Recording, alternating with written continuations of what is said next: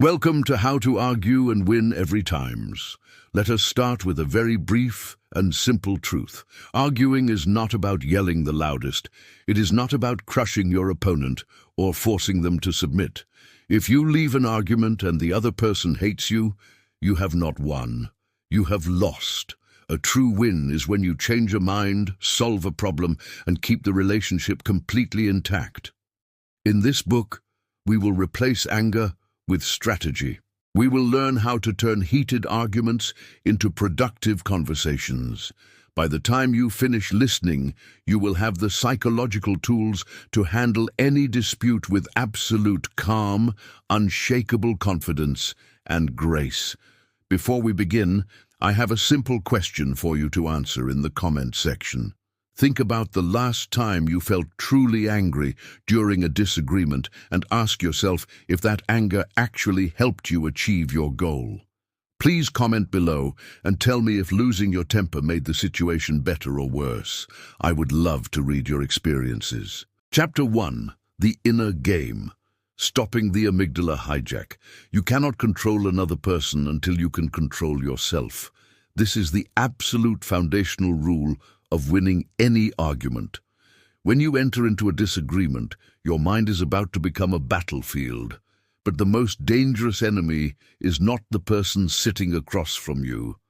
The most dangerous enemy is your own biological programming. If you do not understand how your brain reacts to stress, you will always be a victim of your own emotions. You will say things you deeply regret. You will destroy relationships. You will lose the argument before you even make your first logical point. To win every time, you must first master the inner game. You must understand exactly what happens inside your body the moment a conflict begins. Let us paint a picture of a typical argument. Imagine you are in a meeting at work, or perhaps you are sitting in your living room with your partner. Everything is fine. Then suddenly the other person says something that attacks your character, questions your intelligence, or completely dismisses your hard work. Pay very close attention to what happens in your body in that exact second. Your heart rate immediately speeds up. You might feel a sudden flush of heat rising in your chest and moving up to your face. Your breathing becomes shallow and rapid. The muscles in your jaw tighten. Your vision might even narrow. You are no longer in a state of calm. You are in a state of war. Why does this happen? To understand this, we must look deep inside your brain. Your brain is an ancient survival machine. It evolved over millions of years to keep you alive in a very dangerous world. Thousands of years ago, if a wild animal jumped out of the bushes, your brain did not have time to sit down, analyze the situation, and calculate the best mathematical probability of survival. It needed to act instantly. It needed to prepare your body to either fight the animal to the death or run away as fast as humanly possible. This is known as the fight or flight response. The part of your brain responsible for this instant reaction is a tiny, almond-shaped structure called the amygdala. The amygdala is your internal alarm system. It is constantly scanning your environment for threats. When it detects danger, it completely takes over. In 1995, a brilliant psychologist named Daniel Goleman published a landmark book on emotional intelligence. In this book, he coined a term that perfectly describes what happens to you during an argument. He called it the amygdala hijack. The amygdala hijack is exactly what it sounds like. When someone insults you or attacks your opinions, your amygdala cannot tell the difference between a verbal insult and a physical threat from a wild animal. To your ancient brain, an attack on your ego is just as dangerous as a physical attack on your body. The amygdala sounds the alarm. It floods your bloodstream with stress hormones like adrenaline and cortisol. But here is the most crucial part, the part that causes you to lose arguments. When the amygdala takes over, it essentially shuts down the rational part of your brain. The rational part of your brain is called the prefrontal cortex. It sits right behind your forehead. The prefrontal cortex is responsible for logic, reason, complex problem-solving, and empathy. It is the part of you that formulates brilliant arguments. It is the part of you that understands consequences. But the amygdala processes information milliseconds faster than the prefrontal cortex. So, before your logical brain can even process the insult, your emotional brain has already hijacked your body. The prefrontal cortex goes dark. Your logic is gone. You are now operating entirely on raw, primal emotion. This is why you can be a highly intelligent, rational person, but the moment you get angry, you act like a child. This is why you shout. This is why you bring up past mistakes that have nothing to do with the current issue. This is why you become incredibly defensive. You have been hijacked. And the person who gets hijacked is always the person who loses the argument. When you lose your temper, you show the other person that they have power over you. You show them that they can control your emotional state with a few simple words. You hand over all your power. To win, you must stop the amygdala hijack before it destroys your logic. You must keep your prefrontal cortex online. You must remain the calmest person in the room. The person who maintains their composure controls the entire dynamic of the conversation. But how exactly do you do this?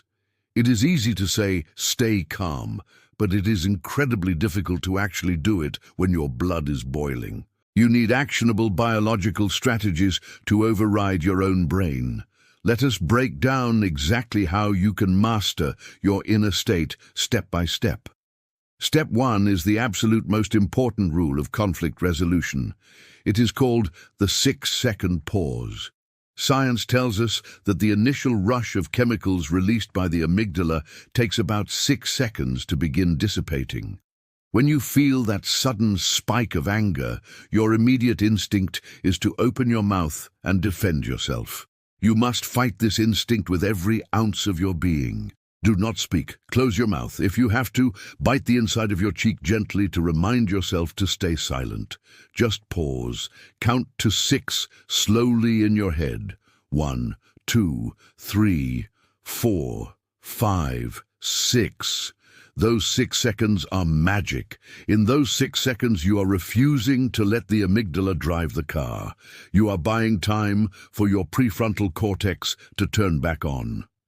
By simply forcing yourself to wait, you prevent yourself from saying the first stupid, emotional thing that comes to your mind. Furthermore, silence is an incredibly powerful tool in an argument. When someone attacks you, they expect you to attack back. They are braced for impact. When you simply look at them in total silence for 6 seconds, you completely disrupt their expectations. You project immense confidence. You look like a master who is entirely unfazed by their petty attack. Silence creates a vacuum, and often the other person will start backtracking or explaining themselves just to fill that uncomfortable silence. While you are taking those 6 seconds of silence, you must immediately implement Step 2. Step 2 involves your breathing. Remember, the amygdala has put your body into a state of panic. You cannot think clearly if your heart is beating 100 times a minute. You have to send a physical signal to your brain that you are safe. The fastest way to do this is through a cranial nerve called the vagus nerve. The vagus nerve is the longest nerve in your autonomic nervous system. It wanders all the way from your brainstem down through your neck, into your chest and around your heart and digestive system. The vagus nerve acts as the brake pedal for your body.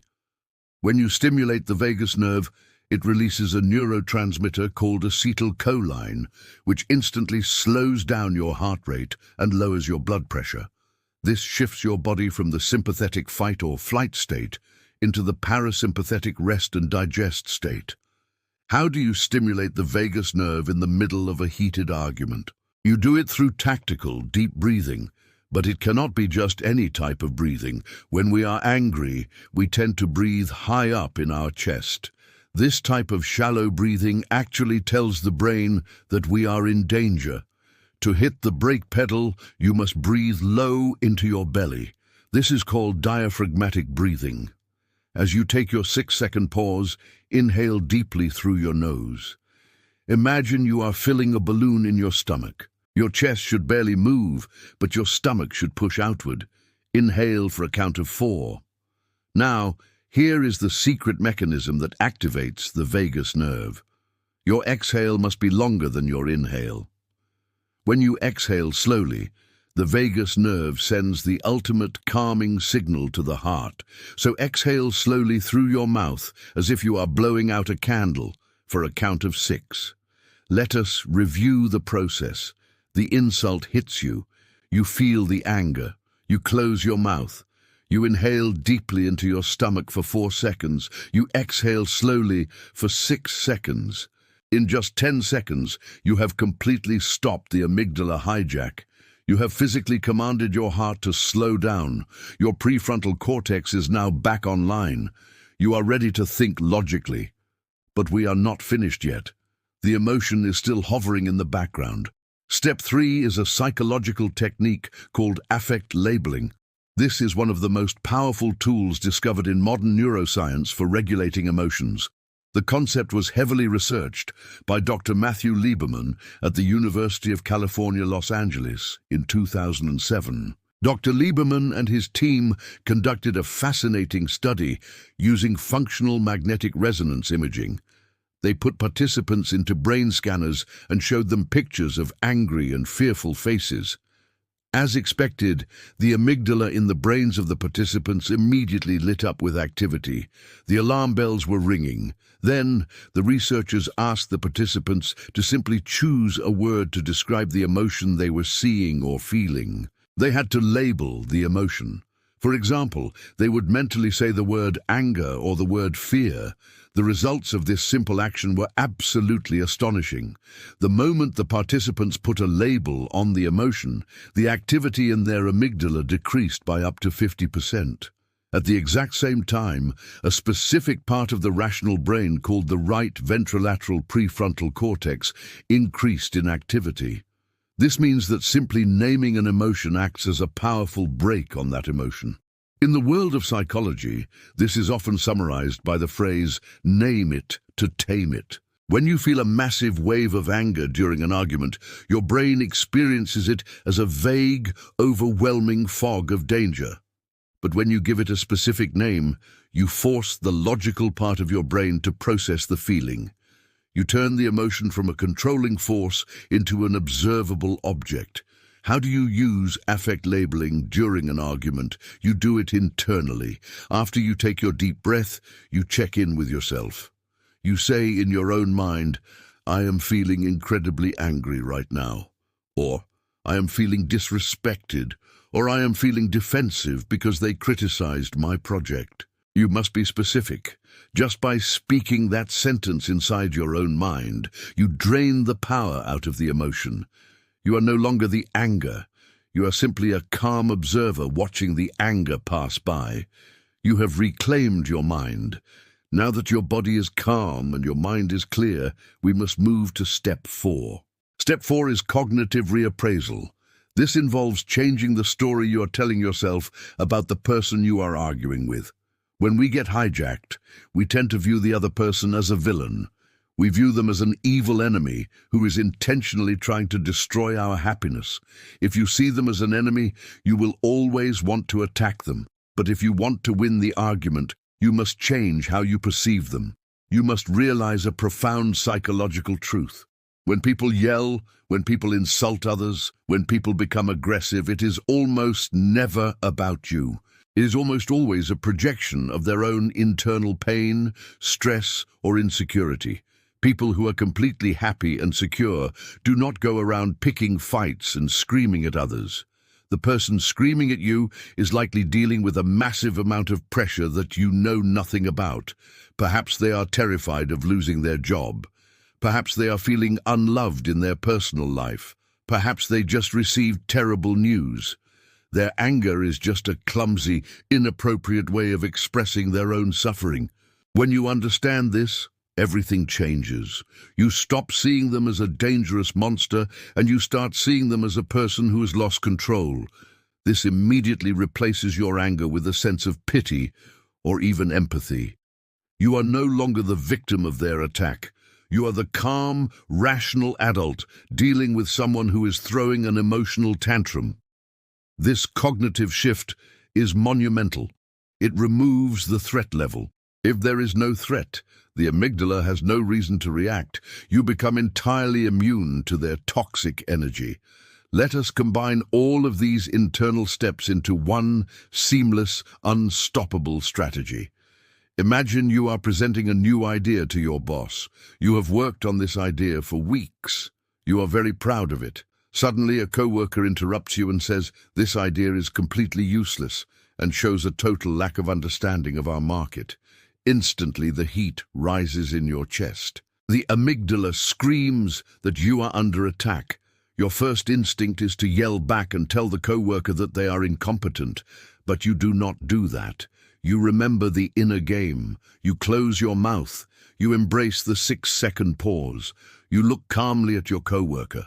You inhale deeply into your stomach for 4 seconds. You feel your belly expand. You exhale slowly for 6 seconds, activating your vagus nerve and slowing your heart rate.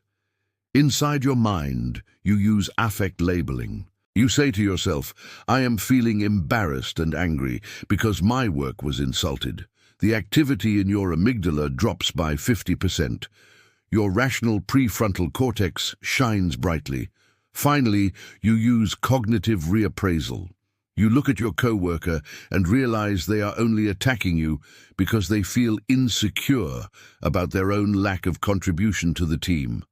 Their insult is a reflection of their own inadequacy, not a reflection of your worth. By the time those few seconds have passed, the coworker is sitting there, slightly uncomfortable in the silence, waiting for you to explode. But you do not explode. You are completely centered. You are completely calm. You look at them with a relaxed face and a soft, confident voice. You have won the inner game. You have successfully navigated the most dangerous part of any argument, which is the internal war within your own biology. Mastering this inner game is not something that happens overnight. Your brain has spent decades practicing the habit of reacting with anger. You have wired strong neural pathways that connect stress directly to the fight or flight response. To rewire those pathways, you must practice these steps every single day. You do not need to wait for a massive screaming match to practice. You can practice the pause and the breathing when someone cuts you off in traffic. You can practice affect labeling when you feel frustrated by a slow internet connection. You can practice cognitive reappraisal when a stranger is rude to you at the grocery store. Every time you choose calmness over anger, you physically weaken the connection to the amygdala and strengthen the connection to the prefrontal cortex. You are literally building a better, stronger brain. Think of yourself as a martial artist.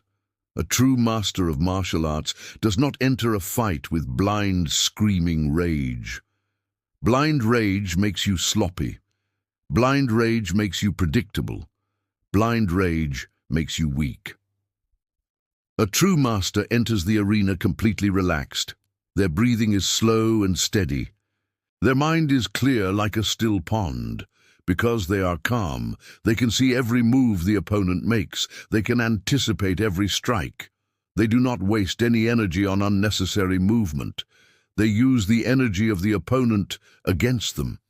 This is exactly how you must approach every argument and disagreement in your life. You must become a martial artist of communication. Let the other person lose their temper. Let them shout. Let them wave their arms. That is their weakness showing. You will remain the anchor in the storm. You will remain the immovable object. When they realize that their anger cannot move you, they will eventually exhaust themselves. They will be forced to rise to your level of calmness because you refuse to sink to their level of chaos. There is a tremendous amount of empowerment in this realization. You are the master of your own mind. Nobody has the right to reach into your brain and flip the switch of your emotions. Nobody has the authority to dictate your heart rate. You own your nervous system. By learning to stop the amygdala hijack, you build an invisible shield around your mind. Words can bounce off this shield without causing any internal damage. You preserve your peace, your dignity, and your intelligence. As we conclude this first chapter, I want you to remember that winning is not about domination. Winning is about elevation. By mastering your inner state, you elevate the entire conversation. You create a safe space where actual problems can be solved. You prevent destruction. You protect your career, you protect your friendships, and you protect your marriage. You have now learned the foundational skill of emotional regulation. You have conquered yourself.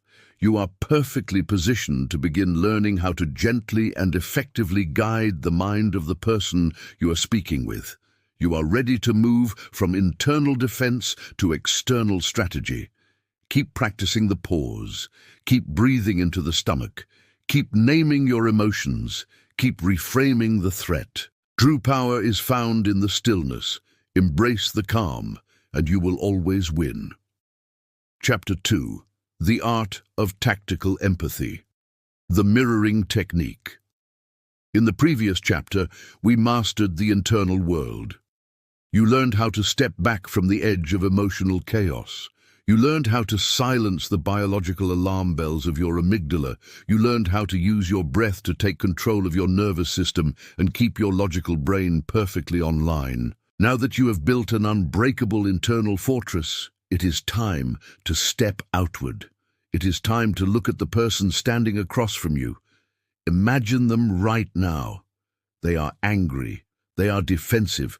They are absolutely convinced that their perspective is the only correct perspective in the world. Their arms might be crossed. Their voice might be elevated.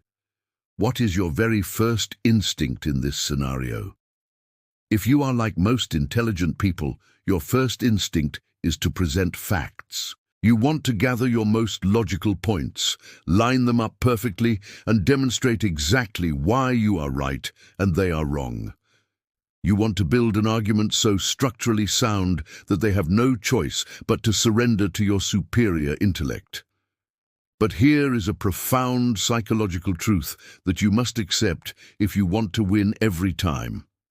You can never force logic into a brain that is completely consumed by emotion. When the person across from you is upset, their prefrontal cortex is shut down just like yours used to be. They are totally incapable of processing your brilliant logic. They are not actually listening to your words. They are simply analyzing your tone to see if you are a threat, and they are desperately waiting for you to pause so they can launch their next attack. In a standard argument, nobody is listening. Two people are just taking turns talking at each other. They are two televisions facing each other, both playing different channels at maximum volume. To break this destructive cycle, you have to do something radical. You have to stop trying to make them understand you. Instead, your sole mission must be to make them feel understood. This brings us to the fascinating neuroscience of what happens when a human being actually feels heard. We often think of listening as a passive, polite thing to do. We think of it as a basic social courtesy, but modern science has revealed that being listened to is a powerful biological event. In a groundbreaking study conducted by the National Institutes of Health, researchers used functional magnetic resonance imaging to look deep inside the brains of people who were engaged in conversation. The researchers wanted to see what happens neurologically when a person perceives that they are being actively and genuinely listened to. The results were nothing short of spectacular. When participants felt that their conversation partner was truly hearing and understanding them, a specific part of their brain, called the ventral striatum, completely lit up with activity. The ventral striatum is the primary reward center of the human brain. It is the exact same region that activates when you eat a delicious meal, when someone gives you a high compliment, or when you unexpectedly receive a large sum of money. Think about the magnitude of that discovery. Making someone feel heard provides them with a literal, biological dopamine hit that is equivalent to handing them a stack of cash. But the benefits do not stop there. The scans also showed that feeling heard activates the right anterior insula. This is the part of the brain associated with positive emotional reappraisal. This means that when someone feels listened to, their brain automatically begins to view the entire situation, and you in a much more positive light. Their anger begins to dissolve, their defensiveness melts away. They stop viewing you as an enemy and start viewing you as an ally. If you want to disarm a hostile opponent, you do not use aggression. You use the biological hack of making them feel deeply, profoundly heard. When you do this, you do not just change their mind. You physically change the chemical composition of their brain. To achieve this, we are going to borrow a system from one of the highest stakes environments on the planet. We are going to look at the strategies developed by a man named Chris Voss. For many years, Chris Voss served as the lead international kidnapping negotiator for the Federal Bureau of Investigation. When he picked up the phone, he was not negotiating a slight pay increase or arguing over who should wash the dishes. He was negotiating with bank robbers, terrorists, and desperate criminals who were holding human lives in the balance. In those extreme situations, traditional compromise does not work. You cannot split the difference with a kidnapper. You cannot agree to let them keep half of the hostages if they let the other half go. You need a system that works with absolute precision every single time. Through years of trial and error in life or death scenarios, Voss and his team realized that aggressive demands were useless. Instead, the most powerful weapon a negotiator could possess was something he called tactical empathy. Tactical empathy is emotional intelligence on steroids. It is fundamentally different from sympathy. Sympathy means you feel sorry for the other person. Empathy is often misunderstood as agreeing with the other person. Let me be very perfectly clear. You do not have to agree with a single word the other person is saying. To use tactical empathy, you do not have to abandon your core values. Tactical empathy is simply the deliberate act of identifying the emotional reality of your counterpart and vocalizing that recognition to build immense trust and influence. It is the process of stepping inside their shoes, looking at the world through their eyes, mapping out their emotional landscape, and then showing them that you understand exactly where they are standing. When you demonstrate that you understand their pain, their frustration, or their fear, they instantly drop their weapons. They realize they do not have to fight you to be recognized. So, how do we practically apply tactical empathy in our daily lives? How do we take this high-level concept and use it to win a disagreement with a coworker, a spouse, or a difficult client? It all begins with a physical adjustment. Before you worry about the specific words you are going to say, you must master the way you are going to say them. Chris Voss teaches that there are different tones of voice you can use in a conversation, but the most effective one for conflict resolution is what he calls the late-night radio host voice. I want you to imagine a late-night jazz radio announcer. Their voice is not fast, it is not high-pitched, it is deep, it is slow, it is smooth, and it projects absolute, unshakable calm.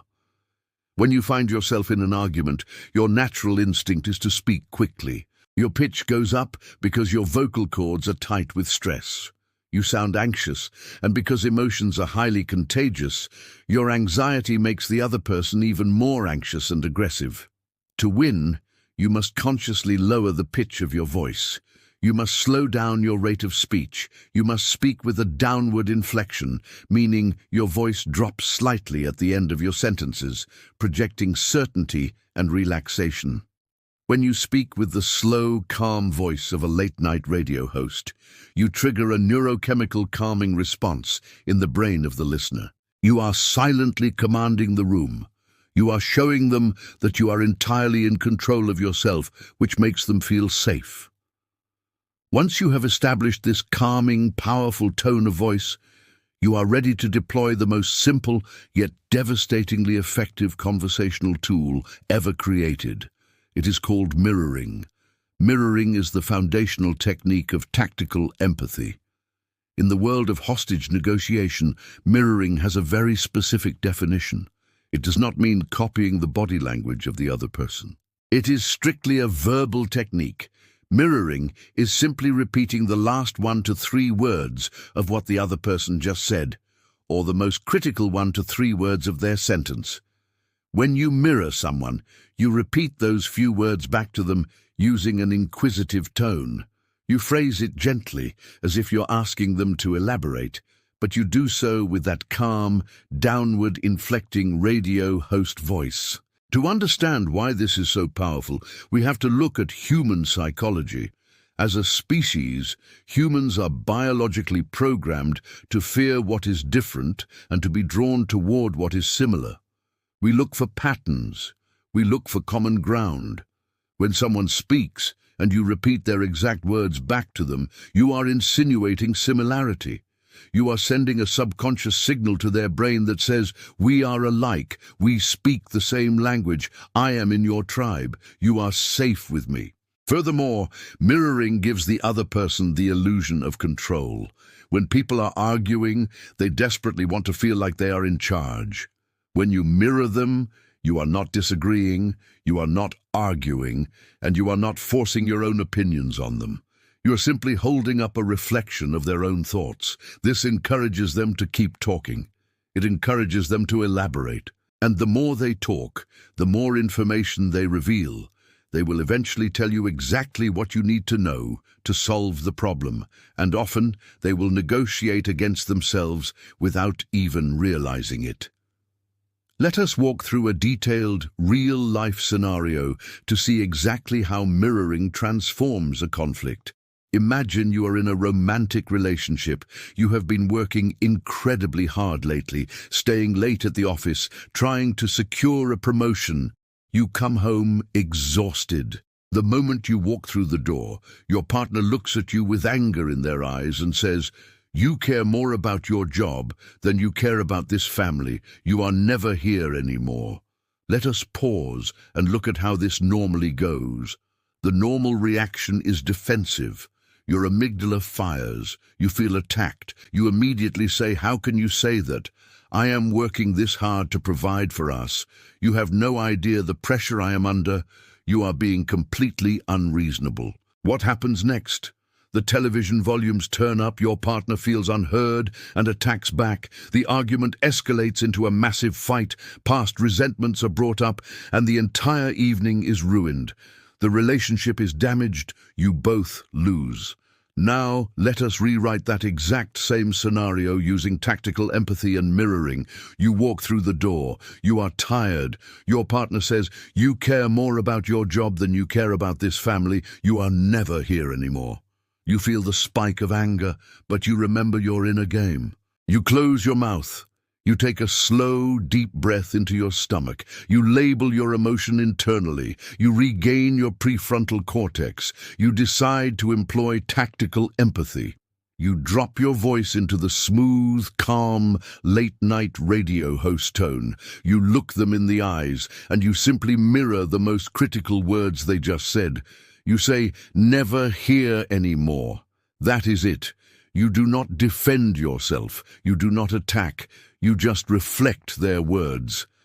Now, pay attention to the psychology of what happens next. You have not disagreed with them, so they have nothing to fight against. You have simply indicated that you are listening and you want them to explain.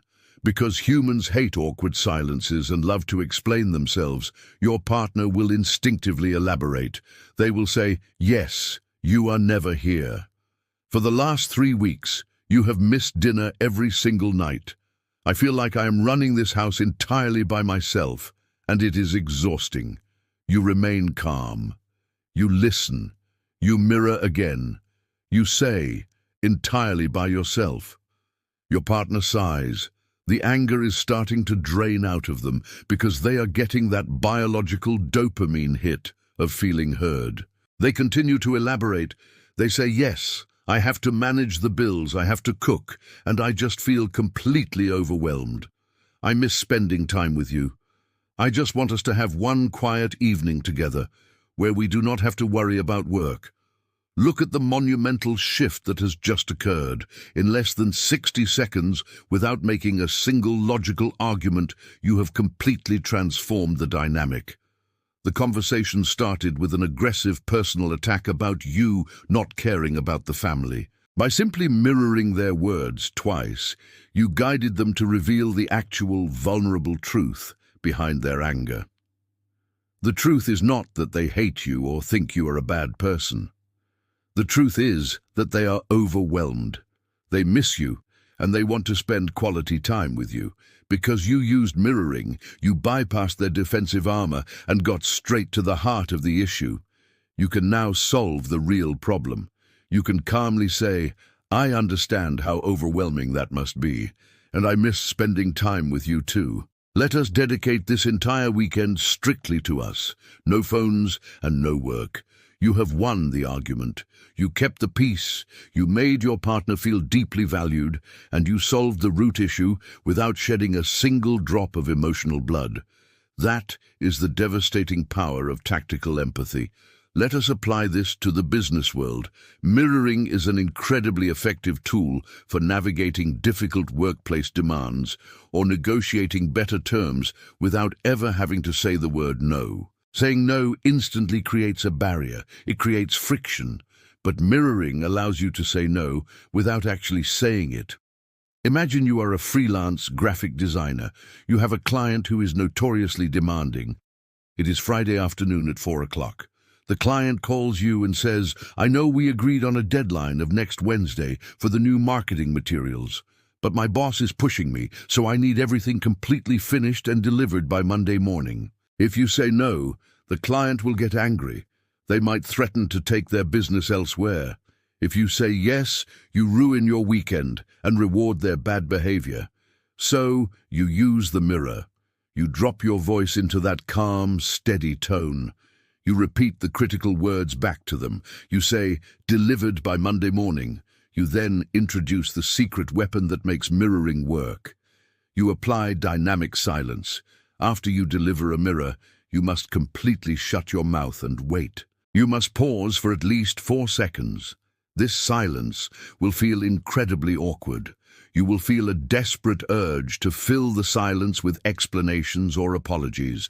You must resist that urge. Let the silence do the heavy lifting. The silence creates a vacuum. The client hears you repeat their unreasonable demand. The silence forces them to listen to their own words echoing in their head. It forces them to confront the absurdity of what they are asking. Because you are not arguing with them, they have to argue with themselves. The client breaks the silence and says, well, I know that is a really tight turnaround since it is already Friday afternoon. You maintain your calm voice and mirror again. You say, a really tight turnaround. You apply dynamic silence. You wait. The client continues. They say, yes, you would have to work all weekend, and I know we originally agreed on Wednesday. I guess Monday is probably pushing it. What if we just have the rough drafts by Tuesday afternoon and the final delivery on Wednesday as planned? You have just successfully negotiated a major boundary without ever making a demand. You did not have to defend your schedule. You did not have to threaten them. You simply held up a verbal mirror, remained completely silent, and allowed them to negotiate against themselves until they returned to a reasonable position. They feel like they solved the problem. They feel in control, and you get to keep your weekend. Once you have mastered mirroring, you are ready to add the next layer of tactical empathy to your toolkit. This technique is called labeling.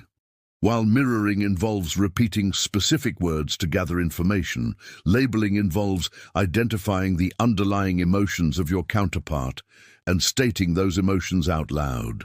Remember in the first chapter when we discussed affect labeling to calm your own brain. This is exactly the same neurological mechanism, but you are doing it for the other person. You are actively calming their amygdala for them. When people are upset, their emotions are tangled into a massive, confusing knot. They feel misunderstood and isolated. When you accurately label their emotion, you show them that you're paying deep attention to their internal state. You validate their experience without necessarily agreeing with the facts of their argument. The mechanics of labeling are very specific. You must never use the word I. If you say, "I think you are angry," or "I hear that you are frustrated," you immediately ruin the technique. Using the word I makes the conversation about you. It sounds like you are analyzing them from a place of superiority. People hate being analyzed. Instead, you must use neutral, observational phrases. You start your labels with phrases like "it seems like," "it sounds like," "it looks like." Imagine you are dealing with a co-worker who is incredibly hostile during a project meeting.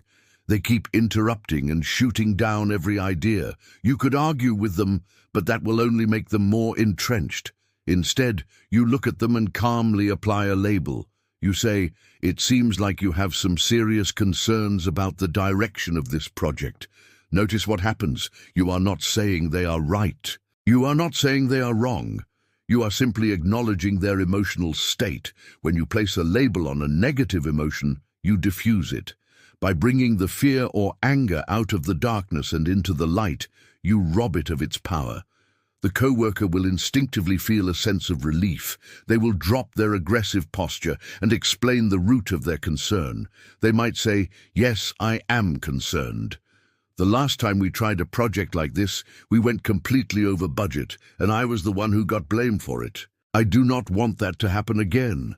Now you have the truth. They are not actually trying to ruin the meeting. They are acting aggressively out of fear. They are afraid of being blamed for failure. Because you used tactical empathy to label their emotion, you bypassed their hostility and uncovered the real obstacle. You can now address their fear directly, build trust, and move the project forward. Labeling can also be used proactively to disarm an opponent before an argument even begins. Chris Voss refers to this advanced technique as the accusation audit. In any difficult conversation, the other person has a list of negative assumptions about you. They might think you are greedy, selfish, stubborn, or incompetent. The worst thing you can do is ignore these negative assumptions, because they will sit beneath the surface and infect the entire interaction. The most powerful move you can make is to aggressively acknowledge these negatives right out of the gate.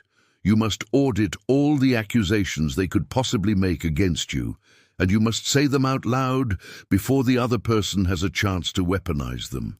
Imagine you have to ask your boss for an extension on a major deadline. You know your boss is going to be angry. You know they are going to think you are lazy or terrible at time management. Instead of walking into the office and making excuses, you walk in and perform an accusation audit. You sit down and say, "You are probably going to think that I am completely disorganized. You are going to think that I do not respect your time and that I am a terrible planner who cannot handle the responsibilities of this position." By saying the absolute worst things they could possibly think about you, you take all of their ammunition away. You steal their thunder.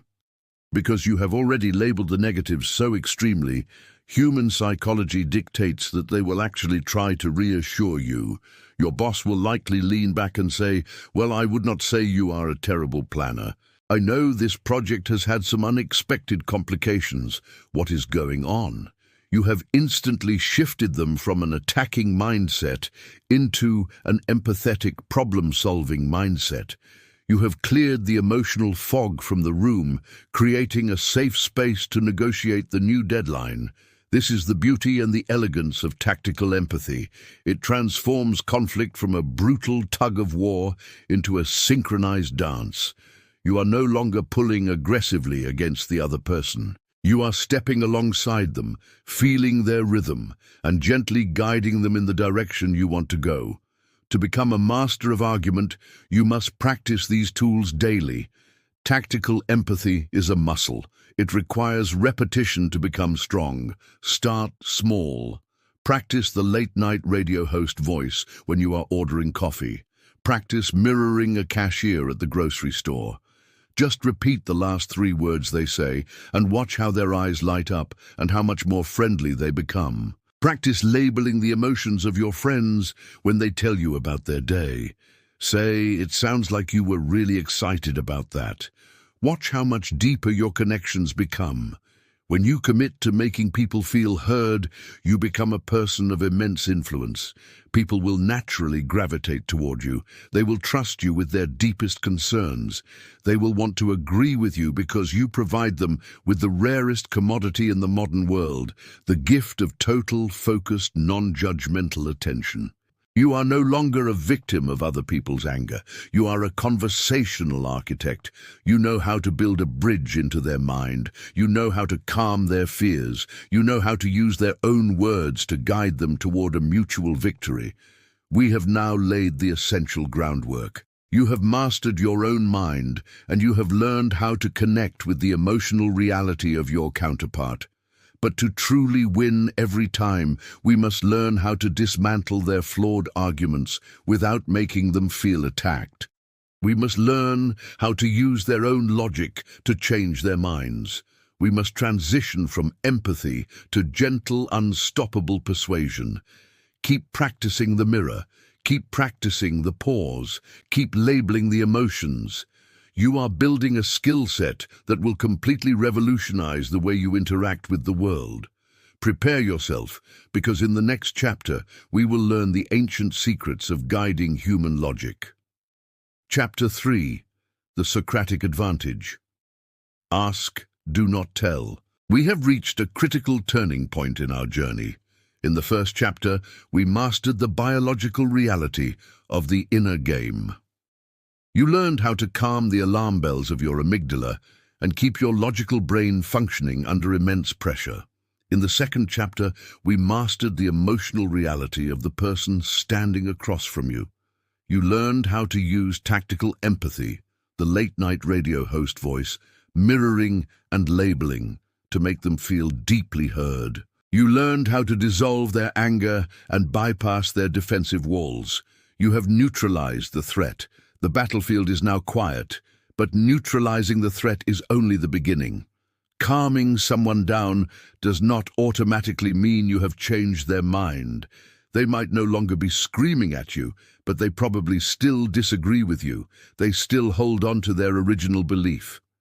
Now, the actual persuasion must begin. You must guide them away from their flawed perspective and lead them toward a more logical, productive conclusion. This is where most people make a fatal, catastrophic mistake. When the yelling stops, the natural human instinct is to immediately seize the opportunity to launch a logical offensive. You think to yourself, "Finally, they are quiet. Now I can tell them exactly why they are wrong." You start presenting your facts. You start citing statistics. You lay out a perfectly constructed argument.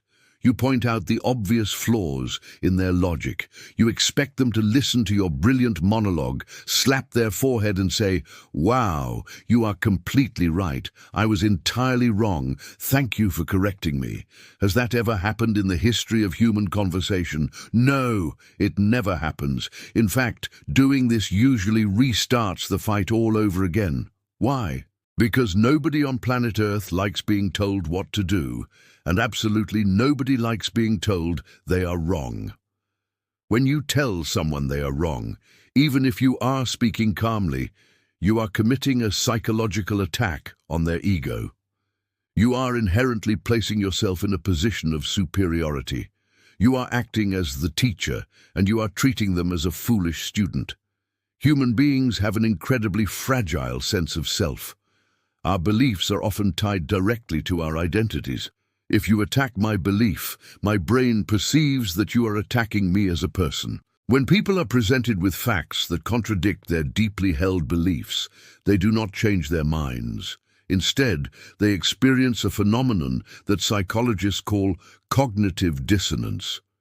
Cognitive dissonance is the severe mental discomfort that occurs when a person holds two contradictory beliefs at the same time. The brain hates this discomfort. It wants to resolve the tension immediately. Because it is too painful for the ego to admit defeat and change its entire worldview, the brain takes the easy way out. It rejects your facts. It invents new irrational reasons to justify its original belief. It doubles down. This is known as the backfire effect. By trying to force your truth onto them, you have actually made them more radicalized and more stubborn than they were before the argument started. If presenting facts does not work, and if telling people they are wrong only makes them more stubborn, how in the world are you supposed to win an argument? The answer is found in the ancient world. We must travel back over 2,000 years to ancient Greece to learn from a man who is widely considered one of the greatest conversational masters in human history. We must learn from the philosopher Socrates. Socrates did not win debates by shouting. He did not win debates by memorizing statistics. He did not win debates by aggressively telling his opponents that they were fools. In fact, Socrates famously claimed that the only thing he truly knew was that he knew nothing at all. This mindset of supreme humility was his ultimate weapon. Instead of making statements, Socrates asked questions. He would wander the streets of Athens, engaging in conversations with politicians, wealthy merchants, and self-proclaimed experts. When these experts made a bold, arrogant claim, Socrates would not contradict them. He would simply act like a curious, slightly confused student. He would ask them to explain their claim further. He would ask them to define their terms. He would ask them how their ideas would work in various hypothetical situations. He kept asking open-ended questions, gently guiding the conversation until the expert inevitably talked themselves into a logical corner. By answering Socrates' questions, the opponent would accidentally expose the massive contradictions and flaws in their own argument. They would realize their own ignorance. Socrates never had to say, "You are wrong." He simply asked the right questions, and the opponents proved themselves wrong. This is known as the Socratic method or the maieutic method, which translates to the midwifery of ideas. Socrates acted as a midwife, helping the other person give birth to their own realization of the truth. To understand exactly why the Socratic method is so devastatingly effective, we must look at the modern neuroscience and psychology of how human beings process their own knowledge. It turns out that ancient Greek philosophy is perfectly supported by 21st century cognitive science. In the year 2002, two brilliant cognitive scientists at Yale University, named Leonid Rosenblit and Frank Keel, published a groundbreaking psychological study. They were investigating how well people actually understand the world around them. They discovered a massive cognitive blind spot that affects almost every single human being on Earth. They called this blind spot the illusion of explanatory depth. The illusion of explanatory depth is the psychological tendency for people to believe that they understand how things work far better than they actually do. To prove this, Rosenblit and Keel gathered a group of university students and asked them a very simple question. They asked the students to rate their own understanding of everyday items, things like a flushing toilet, a zipper, a bicycle, and a sewing machine. Almost all of the students rated their understanding very highly. They confidently stated that they completely understood how a zipper works or how a toilet flushes. After all, they use these things every single day. The knowledge feels familiar, so they assume the knowledge is deep. Then came the second phase of the experiment. The researchers handed the students a blank piece of paper and a pen. They asked the students to write down a detailed, step-by-step explanation of exactly how the internal mechanisms of a flushing toilet work. They asked them to draw the gears and explain the physics of a zipper. The results were incredibly amusing and highly predictable. The students froze. They stared at the blank paper. They scribbled a few vague lines, crossed them out, and quickly realized they had absolutely no idea how a zipper actually functions. They knew how to pull a zipper up and down, but they knew nothing about the mechanical alignment of the interlocking teeth. They knew how to push the handle on a toilet, but they knew nothing about the valves, the water pressure, or the siphoning mechanisms. When the researchers asked the students to rate their own understanding a second time, the confidence scores plummeted. The students were forced to confront their own ignorance. The simple act of trying to explain the mechanics of a system completely destroyed their illusion of knowledge. This brings us to a monumental revelation regarding how you win arguments. The illusion of explanatory depth does not just apply to zippers and toilets. It applies heavily to our opinions, our political beliefs, and our workplace strategies. When the person across from you is arguing vehemently for a specific idea, they are suffering from the illusion of explanatory depth. They think they understand the issue completely. They have a superficial, surface-level familiarity with the topic, and their brain has tricked them into believing they are an expert. If you attack their conclusion, they will fight you. But if you do what Socrates did, and you ask them to explain the detailed mechanics of their idea, their illusion will collapse entirely on its own. This theory was put to the ultimate test in the year 2013 by a researcher named Philipp Fernbach and a team of cognitive scientists. Fernbach wanted to see if he could use the illusion of explanatory depth to reduce extreme political polarization. He gathered a large group of participants who held incredibly extreme, aggressive views on various complex public policies, such as national healthcare systems, taxation laws, and environmental regulations. Fernbach split the participants into two different groups. With the first group, he asked them to list the reasons why they held their specific political belief. This is the equivalent of a standard argument. What happened?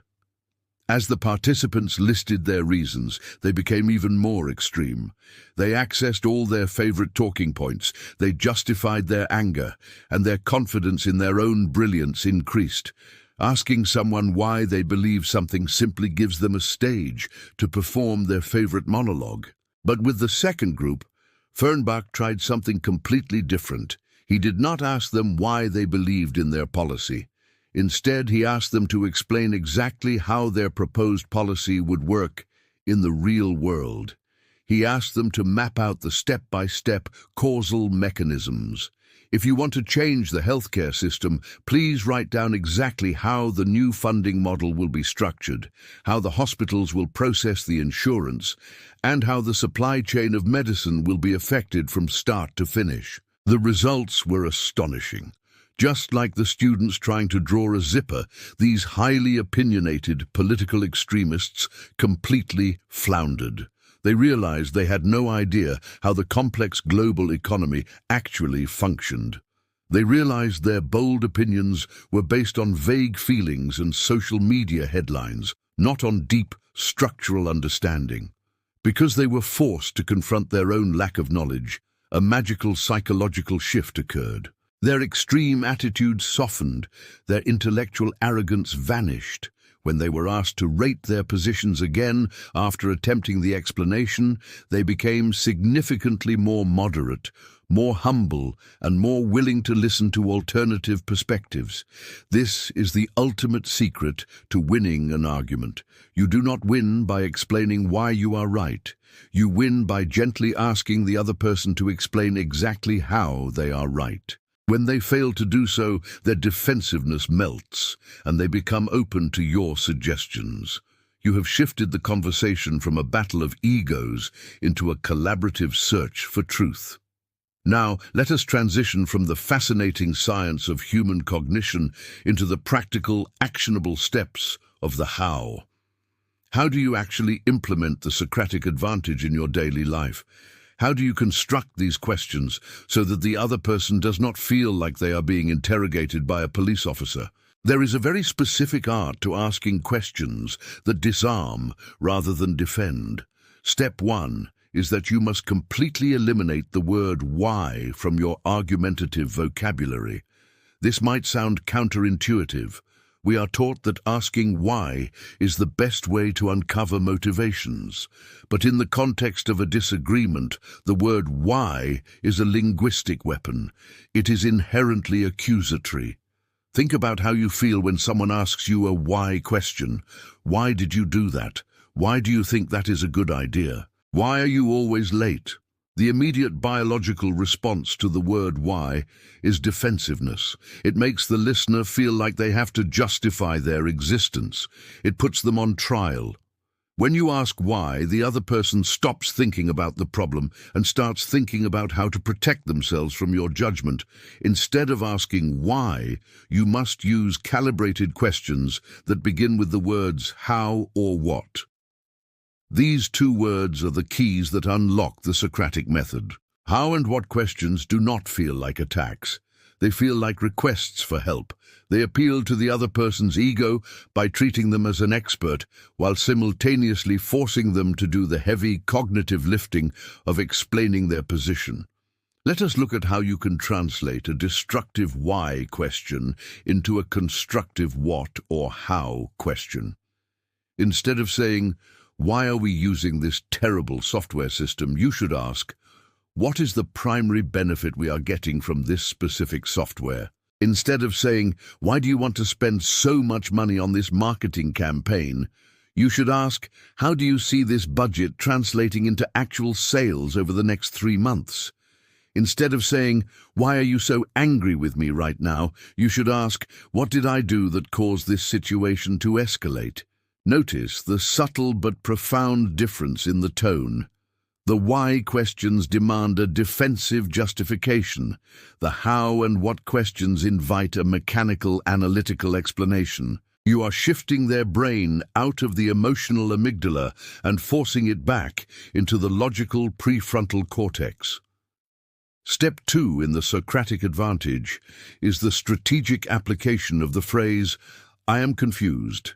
Please help me understand." This is the modern equivalent of Socratic ignorance. When you enter an argument, the other person expects you to act like a know-it-all. When you deliberately lower your status and admit confusion, you completely disarm their competitive instinct. You cannot fight someone who is asking you for help. Imagine you are in a high-stakes meeting at work. A colleague from a different department proposes a brand new workflow strategy. You can instantly see that the strategy is completely flawed. It is going to create a massive bottleneck for your team. It will cost the company thousands of dollars, and it makes absolutely no logical sense. The old version of you would have immediately spoken up and said, "This is a terrible idea. That strategy will completely ruin our workflow. You have not considered our department at all, and it is way too expensive." If you do that, your colleague will instantly hate you. They will defend their idea to the death simply because you attacked it in public. The entire meeting will turn into a bitter argument.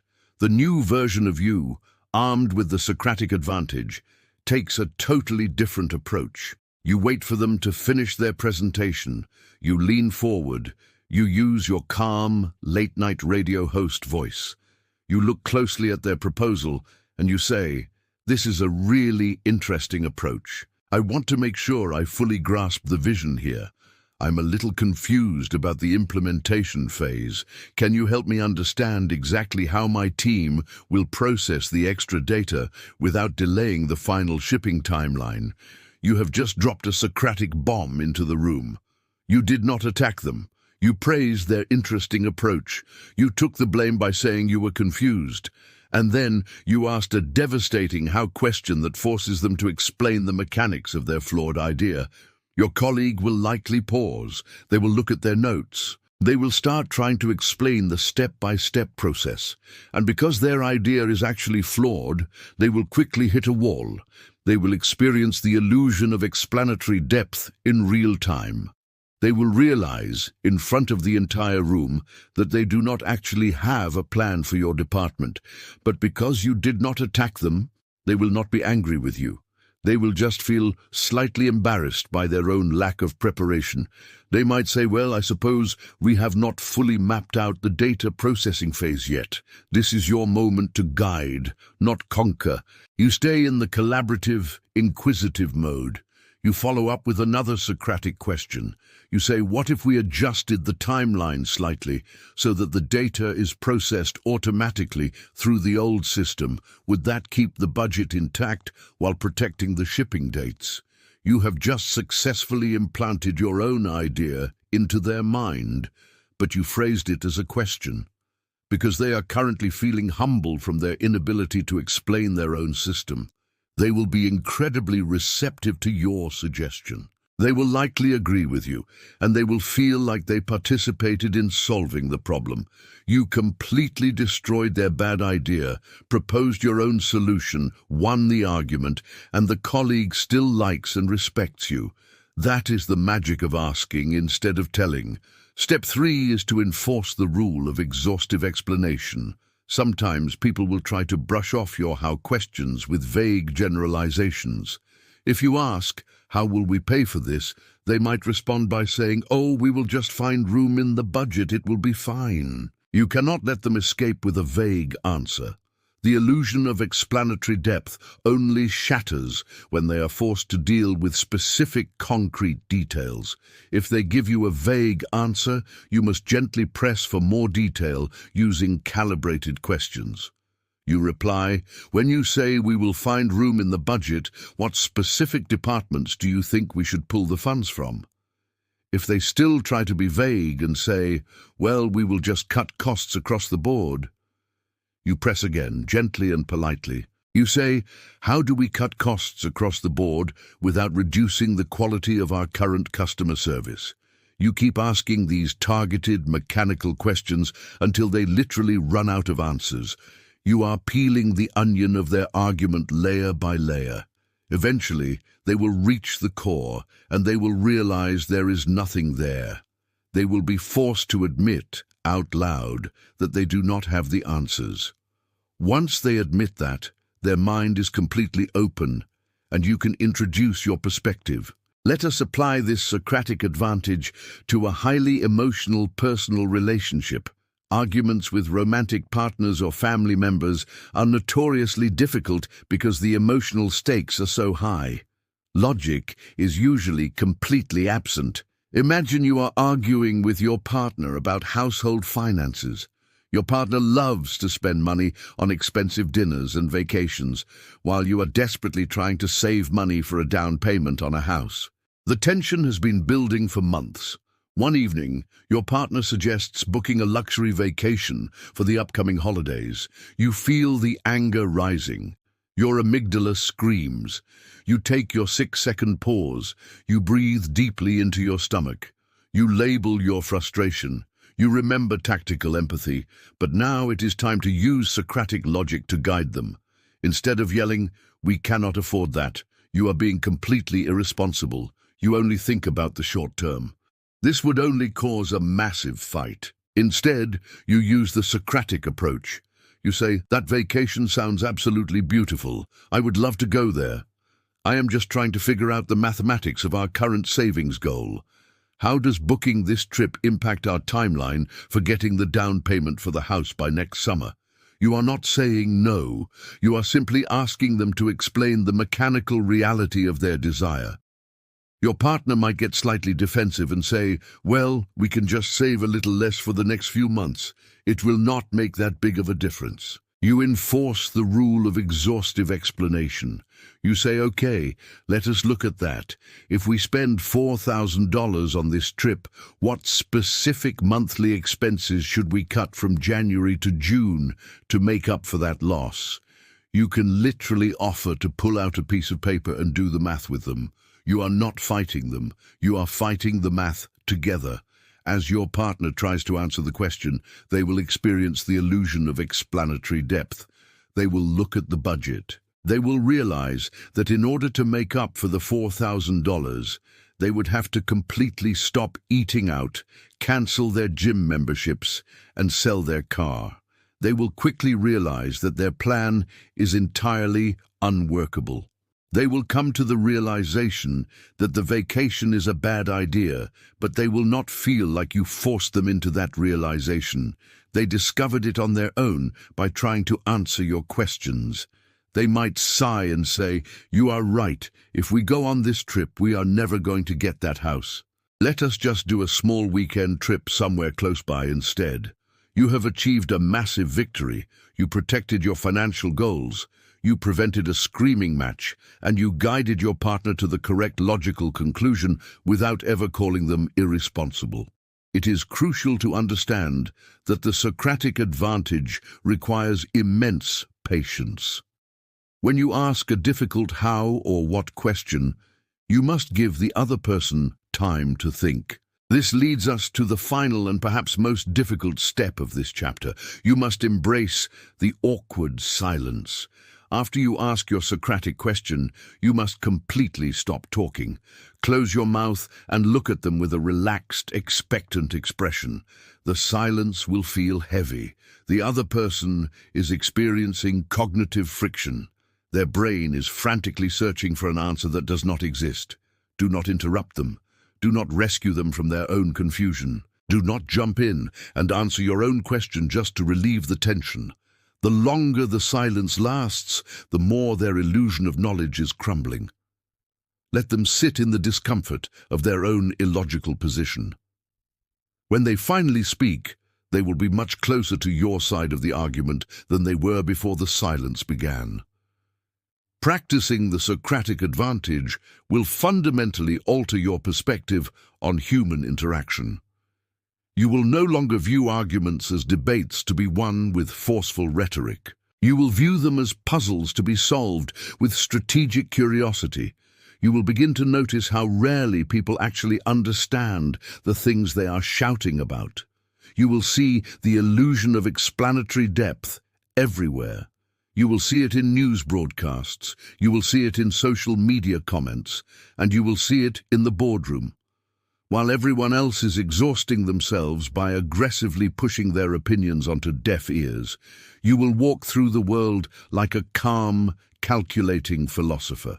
You will realize that the person who does the most talking in an argument is usually the person who is losing.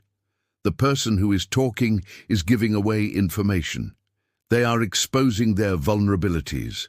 They are locking themselves into rigid positions. The person who asks the questions is the person who controls the entire trajectory of the conversation. You dictate the pace. You dictate the topic. You shine a spotlight into the dark corners of their logic and gently ask them to explain what they see. This requires a profound shift in your ego. You must surrender the deep, satisfying urge to prove your own brilliance. You must be willing to play the fool. You must be willing to act confused. You must let the other person feel like they are the teacher right up until the moment they realize they have absolutely nothing to teach.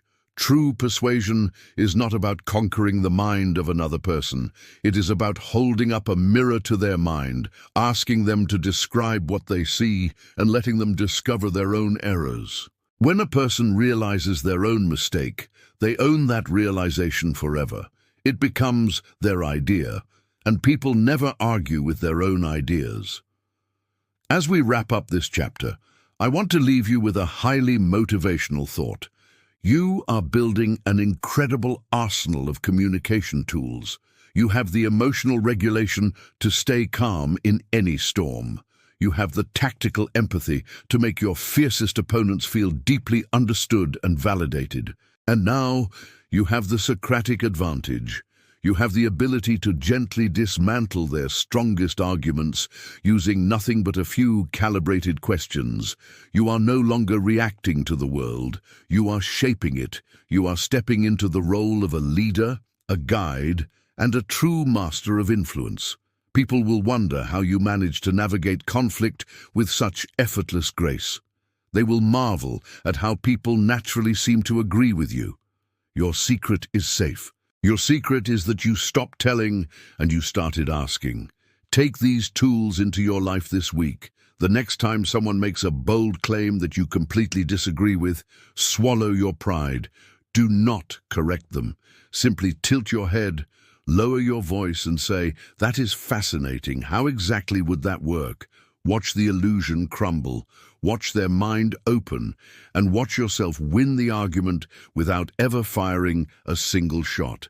We have now covered the biological, the emotional, and the logical pillars of winning an argument. But what happens when the words we choose unintentionally trigger the defensiveness we have worked so hard to avoid?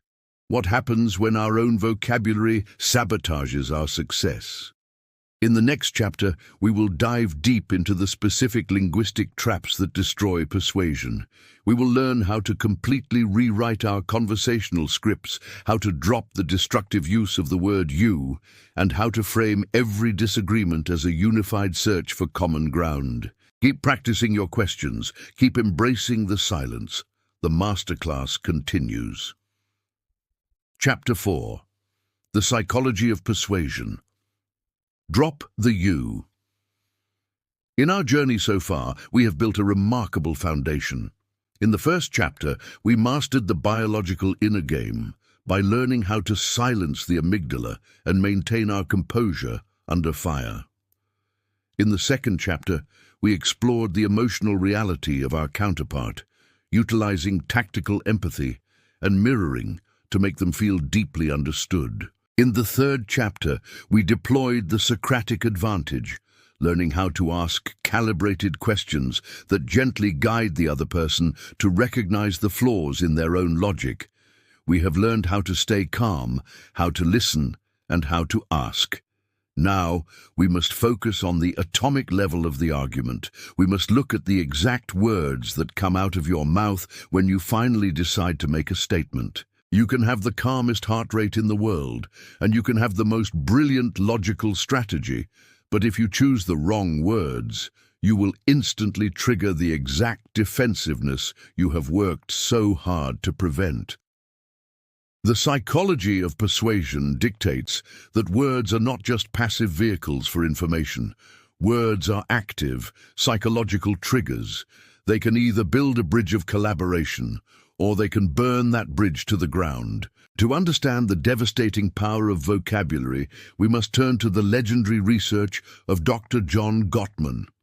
For over 4 decades, Dr. Gottman has been conducting clinical studies on marital stability and relationship psychology. His laboratory, often referred to as the Love Lab, brought thousands of couples into a controlled environment where their arguments were recorded and analyzed down to the microsecond. Gottman and his team measured heart rates, blood pressure, facial expressions, and most importantly, the specific linguistic patterns the couples used when discussing areas of conflict. The results of this massive decades-long study were absolutely staggering. By simply observing a couple argue for 3 minutes, Dr. Gottman could predict, with a 90% accuracy rate, whether that couple would end up getting a divorce. He discovered that the destruction of a relationship was not caused by the fact that the couple argued. All couples argue. The destruction was caused by exactly how they argued, and specifically the linguistic habits they employed. Gottman identified 4 highly destructive communication styles that he named the 4 horsemen of the apocalypse. While all 4 are dangerous, the very first horseman is the one that starts the cascade of negativity. That first horseman is criticism, and at the absolute core of criticism is one specific dangerous word. That word is you. When we are upset, our natural instinct is to point the finger. We say things like, "You never listen to me. You are always leaving your clothes on the floor. You are so incredibly selfish. You never take my suggestions seriously in these meetings." From a neurological standpoint, starting a sentence with the word "you" during a conflict is the equivalent of throwing a psychological punch. When the listener hears the word "you" followed by a negative statement, their brain immediately perceives a character attack. You are no longer talking about a specific problem in the external world. You are attacking their fundamental identity.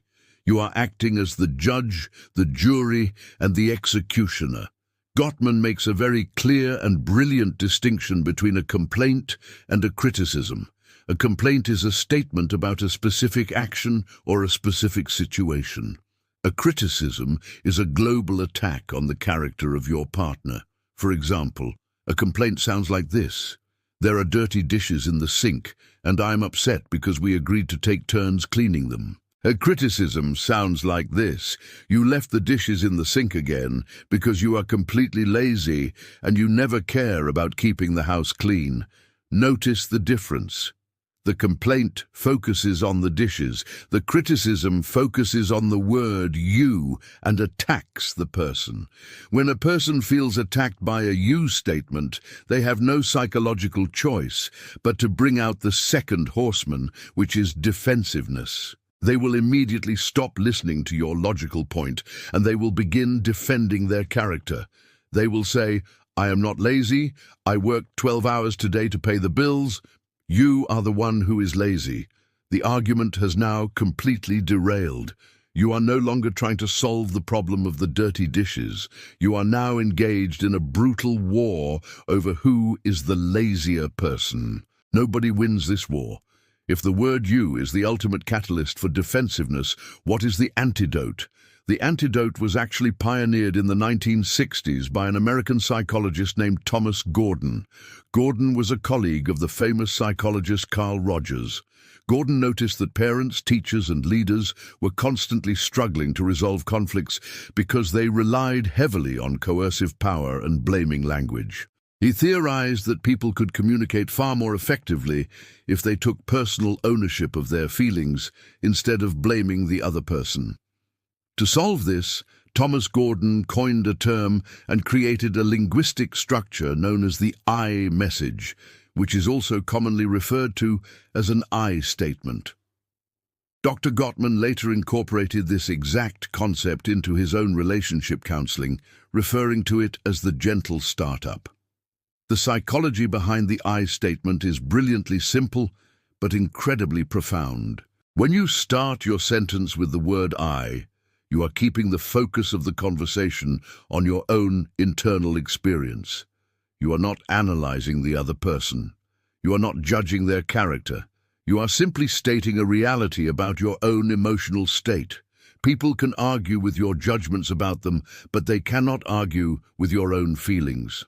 A properly constructed I statement consists of 3 specific components. The first component is a brief, objective, non-blameful description of the specific behavior or situation that is bothering you. The second component is a clear statement of your feelings regarding that situation. The third component is the tangible effect the situation has on you or the positive need that you require to move forward. Let us break down exactly how to transition a toxic "you" statement into a powerful, persuasive "I" statement in a real-world environment. Imagine you are managing a team at work. You have an employee who has been showing up late to the weekly strategic meetings. You are very frustrated. The destructive "you" statement would sound like this: "You are always late to these meetings. You clearly do not care about this project, and you are disrespecting my time."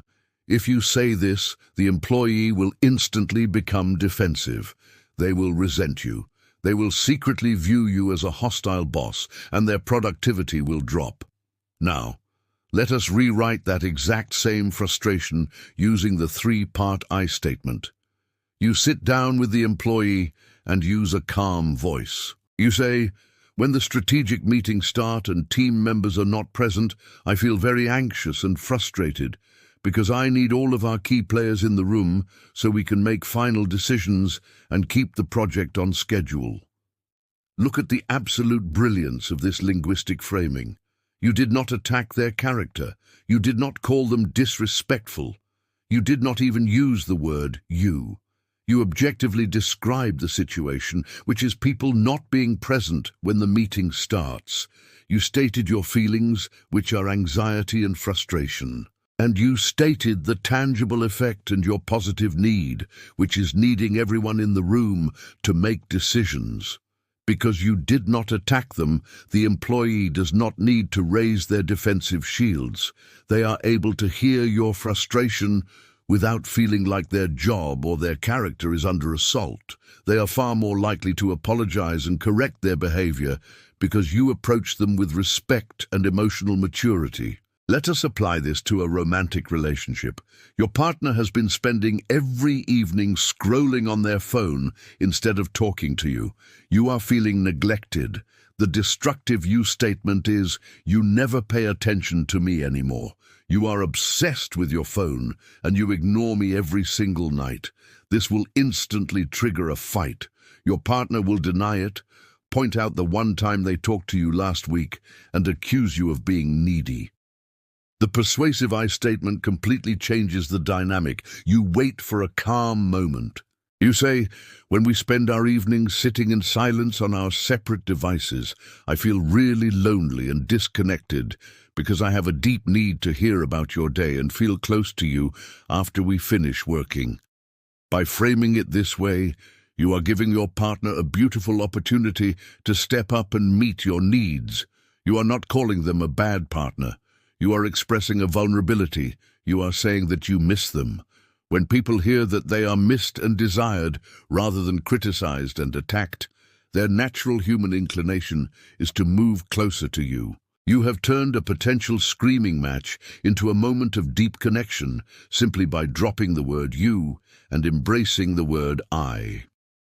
As we analyze the psychology of persuasion, we must also eliminate two highly toxic absolute words from our vocabulary. These words are always and never. When we are angry, we love to speak in absolutes. We love to build massive, sweeping narratives to prove how right we are. We say things like, "You always interrupt me when I am speaking," or "You never remember to take out the trash," or "Our marketing department never hits their quarterly goals." Using the words always and never is a catastrophic strategic error in any argument. Why? Because absolutes are almost never factually accurate. And when you use an absolute, you give your opponent a massive gift. You give them the opportunity to completely ignore the actual problem and focus entirely on finding one single exception to your absolute statement. If you tell your partner, "You never remember to take out the trash," their brain immediately searches its memory banks. They will say, "That is a complete lie. I took the trash out 3 weeks ago on a Tuesday. Therefore, your statement is completely invalid." They have just successfully derailed the entire argument. You are now forced to argue about what happened 3 weeks ago on a Tuesday. You have lost control of the conversation because you used an absolute word that could be easily disproven.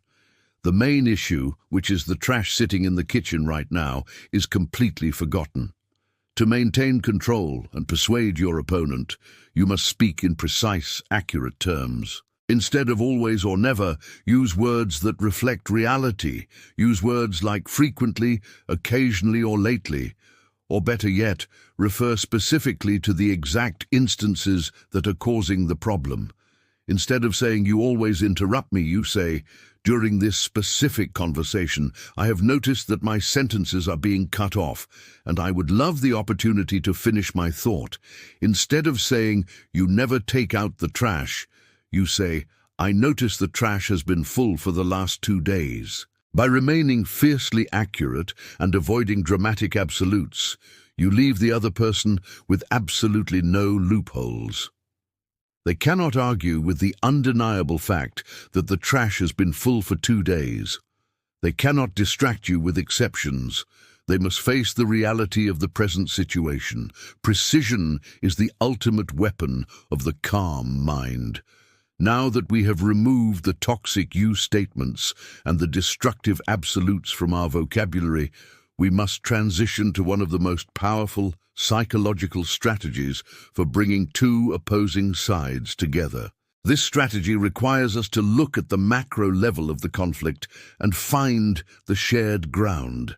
I call this focusing on the 95% agreement. In almost every conflict in human existence, whether it is a massive corporate negotiation, a political debate, or a fight over where to eat dinner, The two opposing sides usually agree on a massive portion of the underlying reality. They usually share the exact same core desires. However, because human brains are wired to detect threats and differences, we become entirely obsessed with the tiny percentage of the issue where we disagree. Let us look at a classic workplace argument. The sales team wants to drastically lower the price of the product to acquire more customers quickly. The finance team refuses, stating that lowering the price will destroy the profit margins. The two teams go to war. The sales team calls the finance team greedy and short-sighted. The finance team calls the sales team reckless and desperate. They are fighting bitterly over the 5% difference in their strategy. But what is the 95% agreement? What is the core desire that both teams actually share? Both teams desperately want the company to succeed. Both teams want to increase revenue. Both teams want to secure their jobs and grow the business. They share the exact same ultimate destination. They are simply arguing over which road to take to get there. If you want to win an argument and persuade someone to collaborate with you, you must proactively identify the shared goal and state it out loud before you ever begin debating the details. This psychological phenomenon was spectacularly demonstrated in one of the most famous studies in the history of social psychology. In the year 1954, a pioneering psychologist named Muzaffar Sharif conducted a landmark study known as the Robber's Cave experiment. Sharif wanted to understand how fierce intergroup hostility is created, and more importantly, how it can be resolved. He organized a summer camp at Robber's Cave State Park in Oklahoma and recruited 22 11-year-old boys who had never met each other before. Sharif divided the boys into two separate groups. For the first week, the groups were kept entirely separate.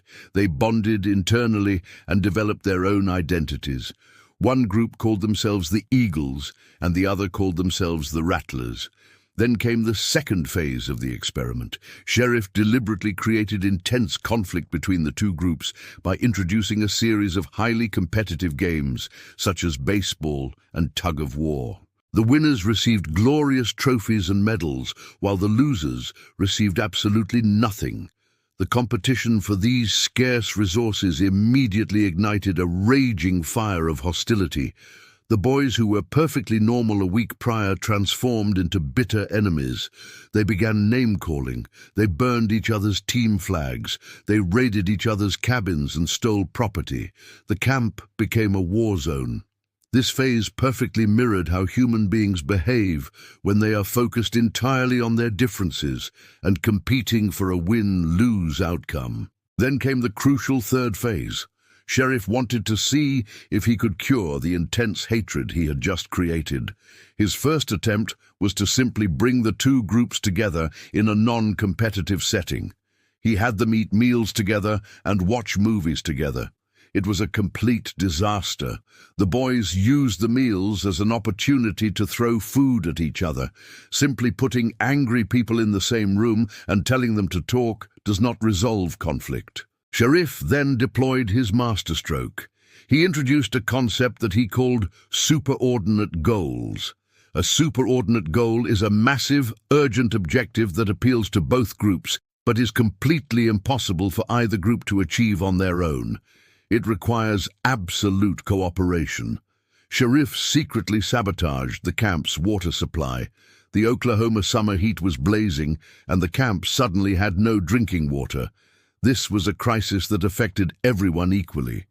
The Eagles could not fix it alone, and the Rattlers could not fix it alone. The boys had to stop fighting, put their differences aside, and work together to inspect the miles of water pipes to find the blockage. A few days later, Sharif arranged for a large truck carrying the camp's food supply to conveniently stall in the mud. Once again, neither group was strong enough to pull the heavy truck out of the mud by themselves. The only way they were going to eat was if the Eagles and the Rattlers picked up the exact same rope and pulled together in the exact same direction. The results were miraculous. The introduction of these shared, superordinate goals completely eradicated the hatred between the two groups, because they were forced to focus on their shared survival rather than their competitive differences. They began to see each other as allies. By the end of the camp, the boys who had been burning each other's flags a few days earlier were riding home on the same bus, singing songs together and sharing their snacks. The Robber's Cave experiment proves a universal truth of human persuasion. You cannot resolve deep conflict by arguing over the details. You resolve conflict by elevating the conversation to a superordinate goal. You must find the shared objective that requires both of you to cooperate.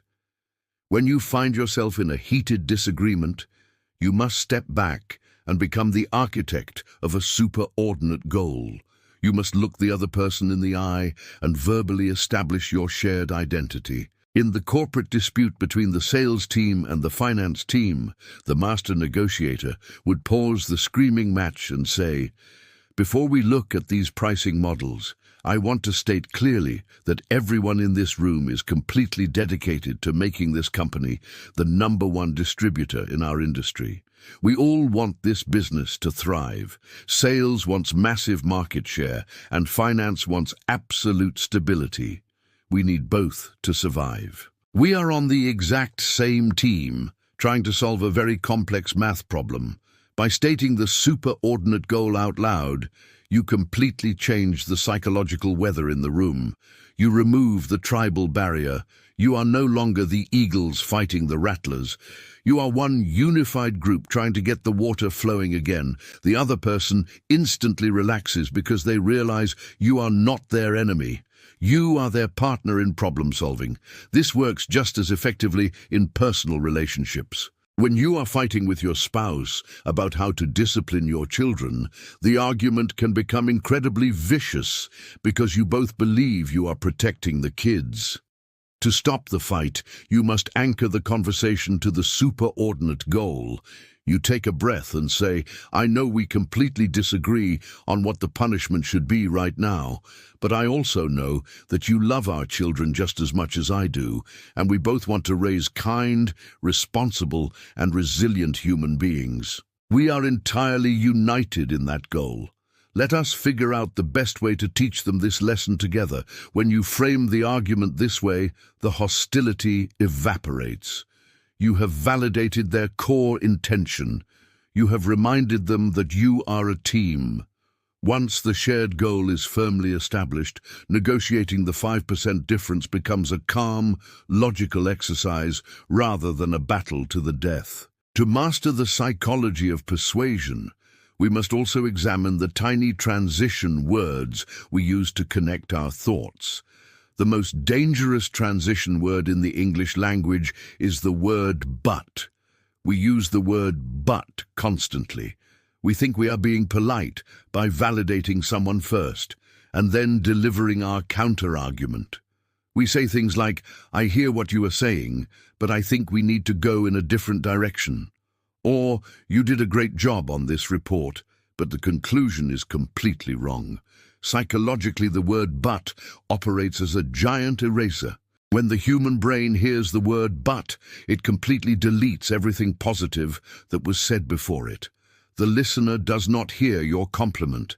They do not feel validated. They only brace themselves for the negative attack that follows the word but. The word but creates instant adversity. It sets up a scenario where only one reality can exist. It is either your reality or their reality. To become a highly persuasive communicator, you must replace the word but with the word and. The word and is inclusive. It is additive. It allows two seemingly opposing realities to exist in the same space without destroying each other. It shows the listener that you have absorbed their perspective and you are simply adding more information to the puzzle. This concept is widely used in improvisational comedy, where the core rule is to always say yes and to whatever reality your partner creates. It is also a fundamental pillar of high-level negotiation. Let us revisit the previous examples using the word "and." Instead of saying, "I hear what you are saying, but I think we need to go in a different direction," you say, "I hear exactly what you're saying, and I think if we combine your insights with a slightly different direction, we could have a massive success."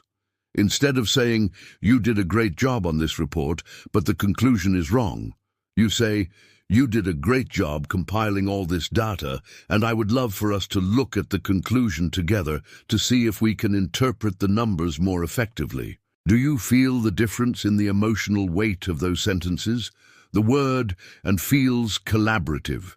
It feels like you are sitting on the same side of the table, looking at the problem together. The word "but" feels like you are sitting on opposite sides of the table, pushing the problem back and forth.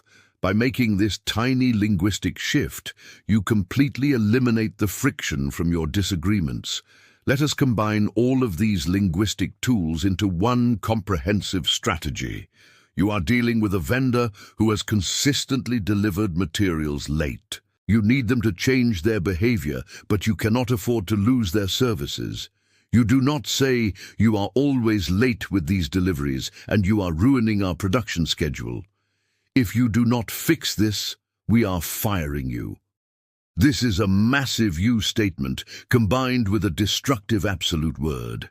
It will make the vendor defensive and hostile. Instead, you craft a masterpiece of persuasion.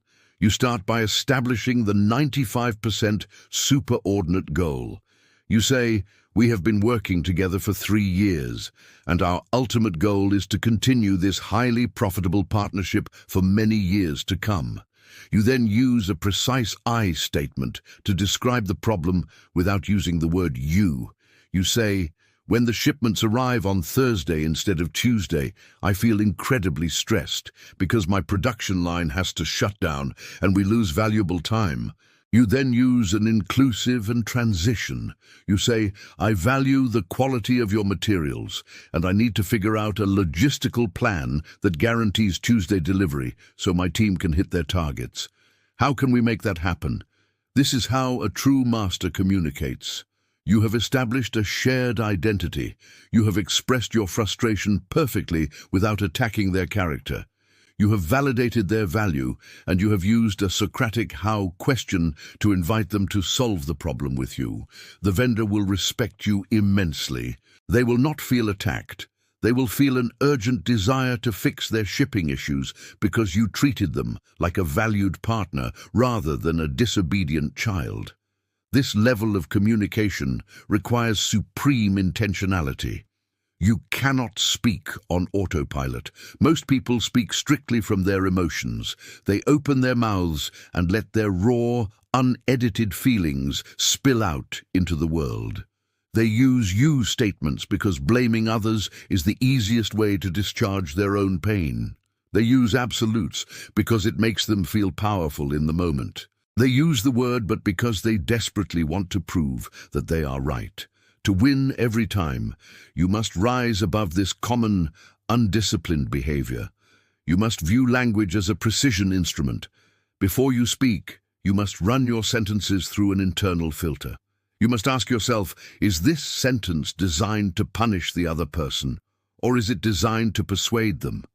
Is this sentence going to trigger their amygdala, or is it going to engage their logic? Am I pointing the finger, or am I building a bridge? The psychology of persuasion is deeply rooted in the concept of psychological safety. Human beings cannot learn, adapt, or change their minds when they feel threatened. When you eliminate the word "you" from your conflicts, when you drop the toxic absolutes, and when you focus heavily on the shared, superordinate goals, you create an environment of absolute psychological safety. You become a person who is safe to disagree with. When people realize that disagreeing with you will not result in a character attack or a screaming match, their entire posture softens. They become remarkably open-minded. They will listen to your ideas with genuine curiosity because they know you are not trying to conquer them. You are simply trying to find the truth together. I want you to take a moment and reflect on the tremendous power you now hold. You possess the knowledge to completely dictate the emotional tone of any room you enter. You understand the biological mechanics of the brain. You know how to validate the deepest emotional needs of your counterparts. You know how to unravel flawed logic with gentle questions. And now you know how to architect your sentences so flawlessly that defensiveness becomes mathematically impossible. You are an architect of language. The words you choose will literally shape the reality of your relationships, your career, and your life. Do not waste your words on petty criticisms. Do not build walls with absolutes. Choose the words that elevate the people around you. Choose the words that inspire collaboration. Take this knowledge into the world. Practice writing out your I statements before you engage in a difficult conversation. Hunt for the superordinate goals in your daily conflicts. Become deeply aware of how often the people around you use the word "but" and secretly watch how it destroys their progress. Replace it with the word and in your own life and watch the magic unfold. We have now conquered the internal mind, the emotional connection, the logical guidance, and the linguistic framing of the argument. There is only one final step remaining. How do we bring the conversation to a definitive, satisfying close? How do we secure the victory without doing a destructive victory dance? How do we ensure that the other person walks away feeling just as victorious as we do? In our final chapter, we will master the ultimate art of the graceful close. We will learn how to practice extreme agreement, how to let our opponents save face, and how to turn every argument into a permanent alliance. Keep refining your words. Keep building those bridges. The final piece of the puzzle awaits. Chapter 5. The graceful close, winning without making enemies. We have arrived at the final and most delicate phase of the argument. You have done everything perfectly up to this point. You controlled your internal biology by taking the 6-second pause and silencing your amygdala. You connected with the emotional reality of your counterpart by using tactical empathy and mirroring their words. You dismantled their flawed logic by asking gentle, Socratic questions instead of making aggressive demands. You navigated the linguistic minefield by dropping toxic absolutes and utilizing powerful I statements. The storm has passed. The person sitting across from you has completely run out of arguments. Their illusion of explanatory depth has shattered. They are looking at the facts and they secretly realize that you are completely correct. In a perfect, purely logical world, this is the exact moment when the other person would extend their hand, smile warmly and say, "You have completely changed my mind. Thank you for showing me the truth." But as we have learned throughout this journey, human beings are not strictly logical creatures. We are intensely emotional creatures, driven by a deep, biological need to protect our egos. This brings us to the most dangerous moment of any disagreement. It is the finish line trap. When you realize that you have cornered your opponent with flawless logic, your brain will flood your system with a massive rush of dopamine.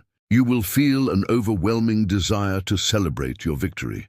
You will want to do a verbal victory dance. You will be deeply tempted to say something like, "See, I told you so," or "I knew I was right all along," or maybe next time you will listen to me before you start arguing. You must resist this urge with every fiber of your being. If you gloat, if you act smug, or if you force the other person to explicitly admit their defeat, you will instantly destroy all the progress you have made. You might win the logical battle, but you will permanently lose the relationship.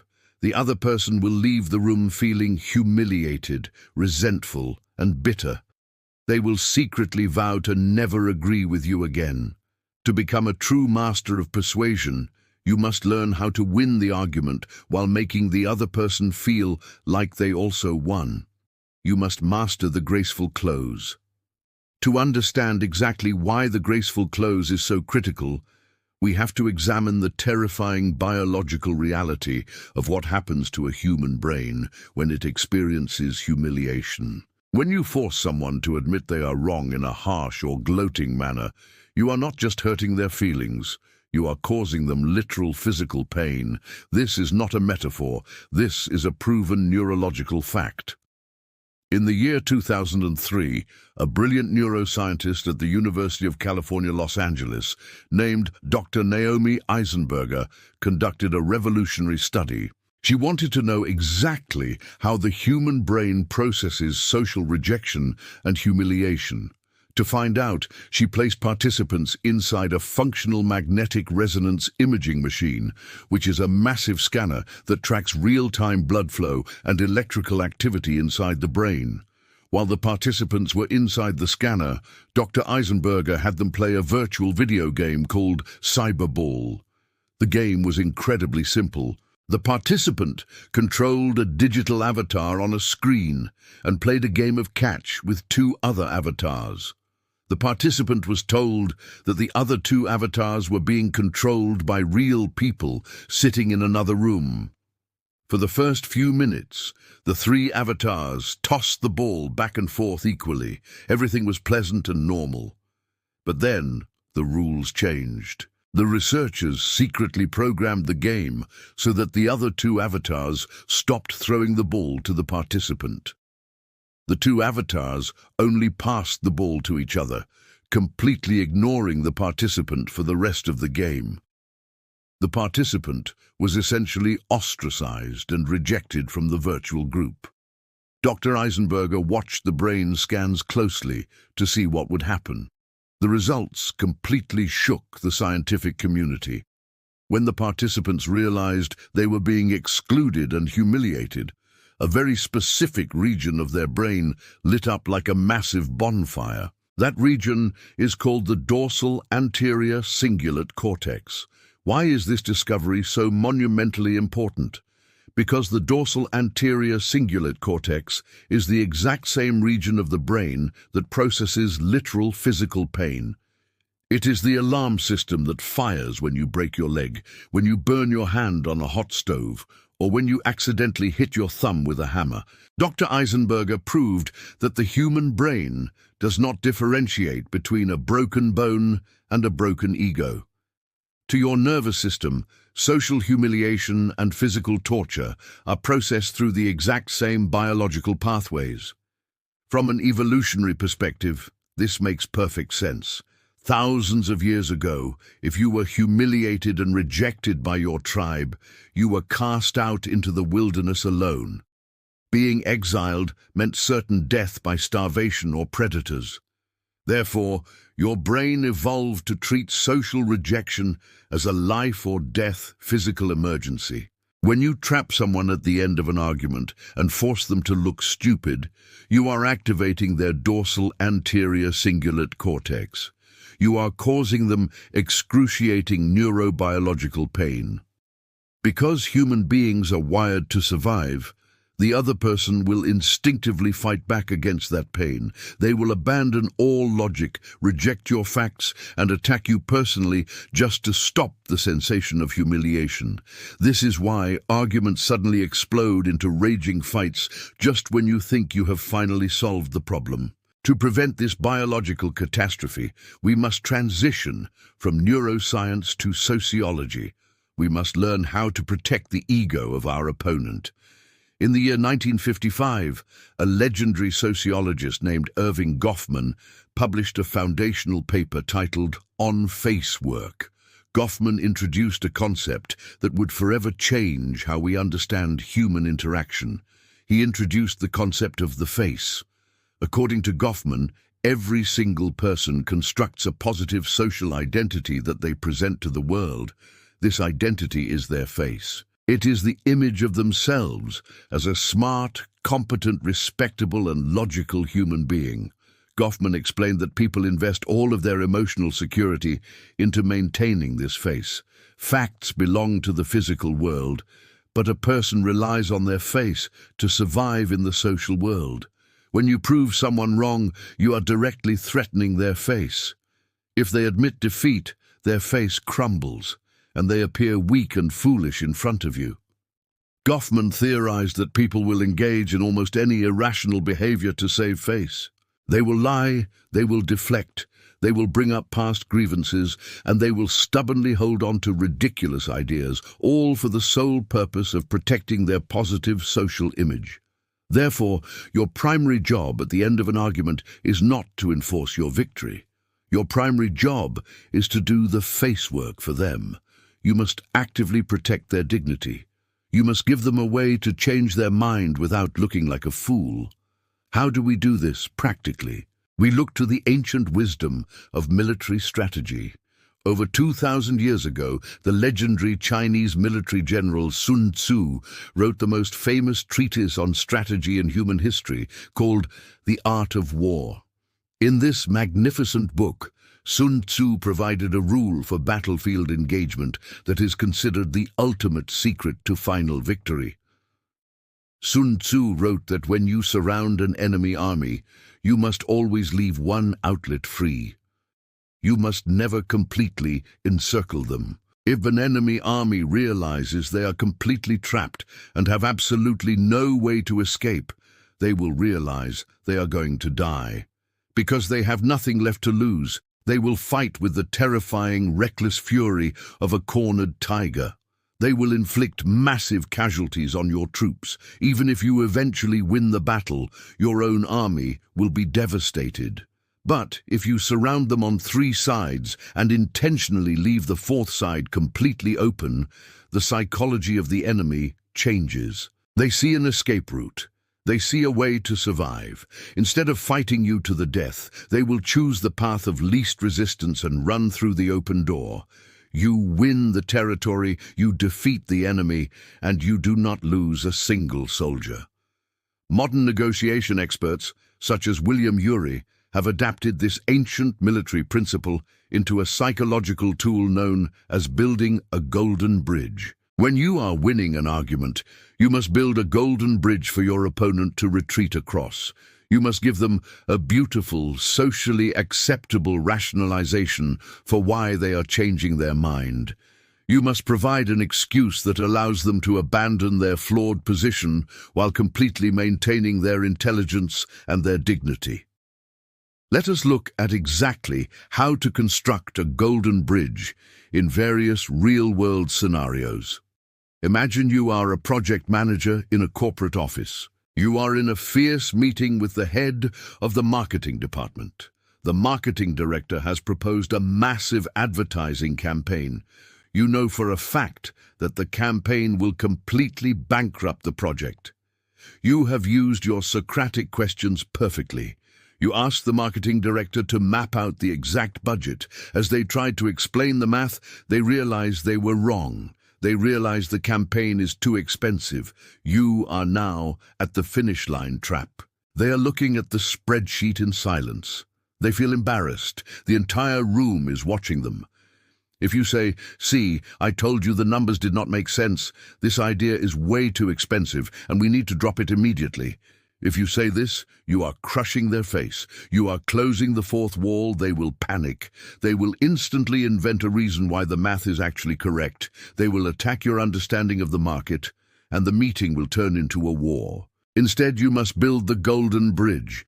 You look at the marketing director. You lower your voice to the calm, late-night radio host tone, and you provide them with a brilliant excuse. You say, "Looking at these numbers, it makes total sense why you proposed this campaign based on the original data we had last month. With the old projections, this was the absolute perfect strategy. But now that the new financial constraints have been handed down to us today, I think we have to pivot. How can we take the core brilliance of your advertising idea and scale it down to fit this new restricted budget?" Look at the absolute majesty of that statement.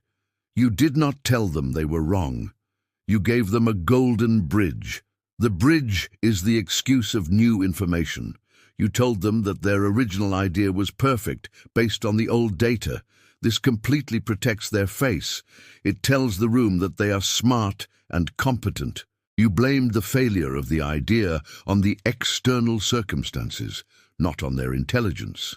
You then praise the core brilliance of their idea and ask them to collaborate on a scaled-down version.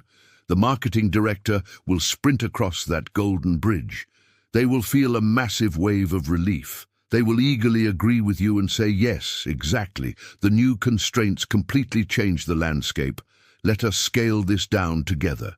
You won the argument, you killed the bad idea, and the marketing director feels respected and valued. You won without shedding a single drop of blood. Let us apply the golden bridge to a deeply personal situation.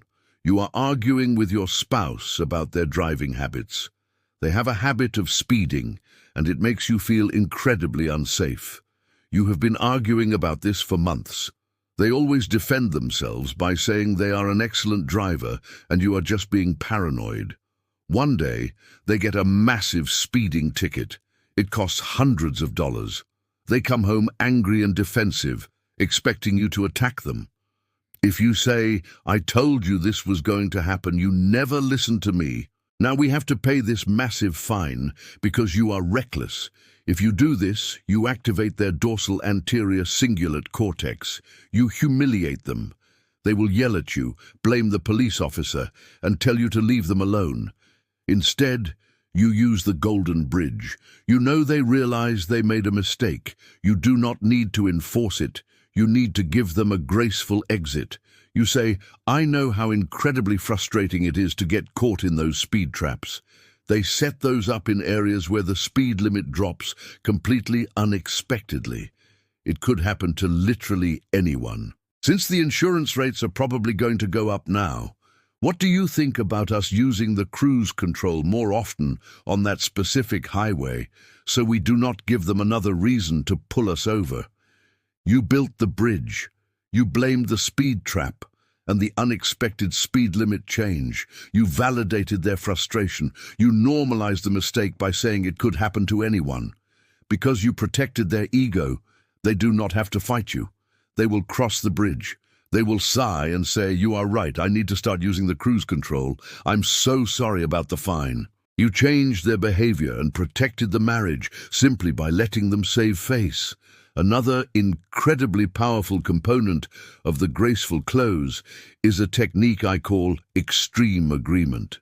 Sometimes, even when you build a golden bridge, the other person still has a tiny bit of lingering resistance. They want to throw one last punch just to feel like they are still powerful. They might throw a slight insult or a dramatic complaint at you. When they throw this final punch, the worst thing you can do is block it or punch back. Instead, you must use the martial art of Aikido. In Aikido, when an opponent pushes you, you do not resist their energy. You pull them in the exact direction they are pushing, using their own momentum to throw them off balance. In a verbal argument, you do this by agreeing with them so completely and so extremely that you completely rob their statement of its power. Imagine you are negotiating a contract with a highly difficult client. You have successfully guided them away from their unreasonable demands using Socratic questions. They know they have to accept your terms, but their ego is bruised. To save face, they look at you and say, your company is just so incredibly stubborn and rigid with these policies. Your natural instinct is to defend your company. You want to say, we are not rigid, we just have standards. But that restarts the argument. Instead, you use extreme agreement. You look them directly in the eyes, you smile warmly, and you agree with the most extreme version of their statement. You say, you are absolutely correct. We are incredibly rigid and deeply stubborn when it comes to these policies.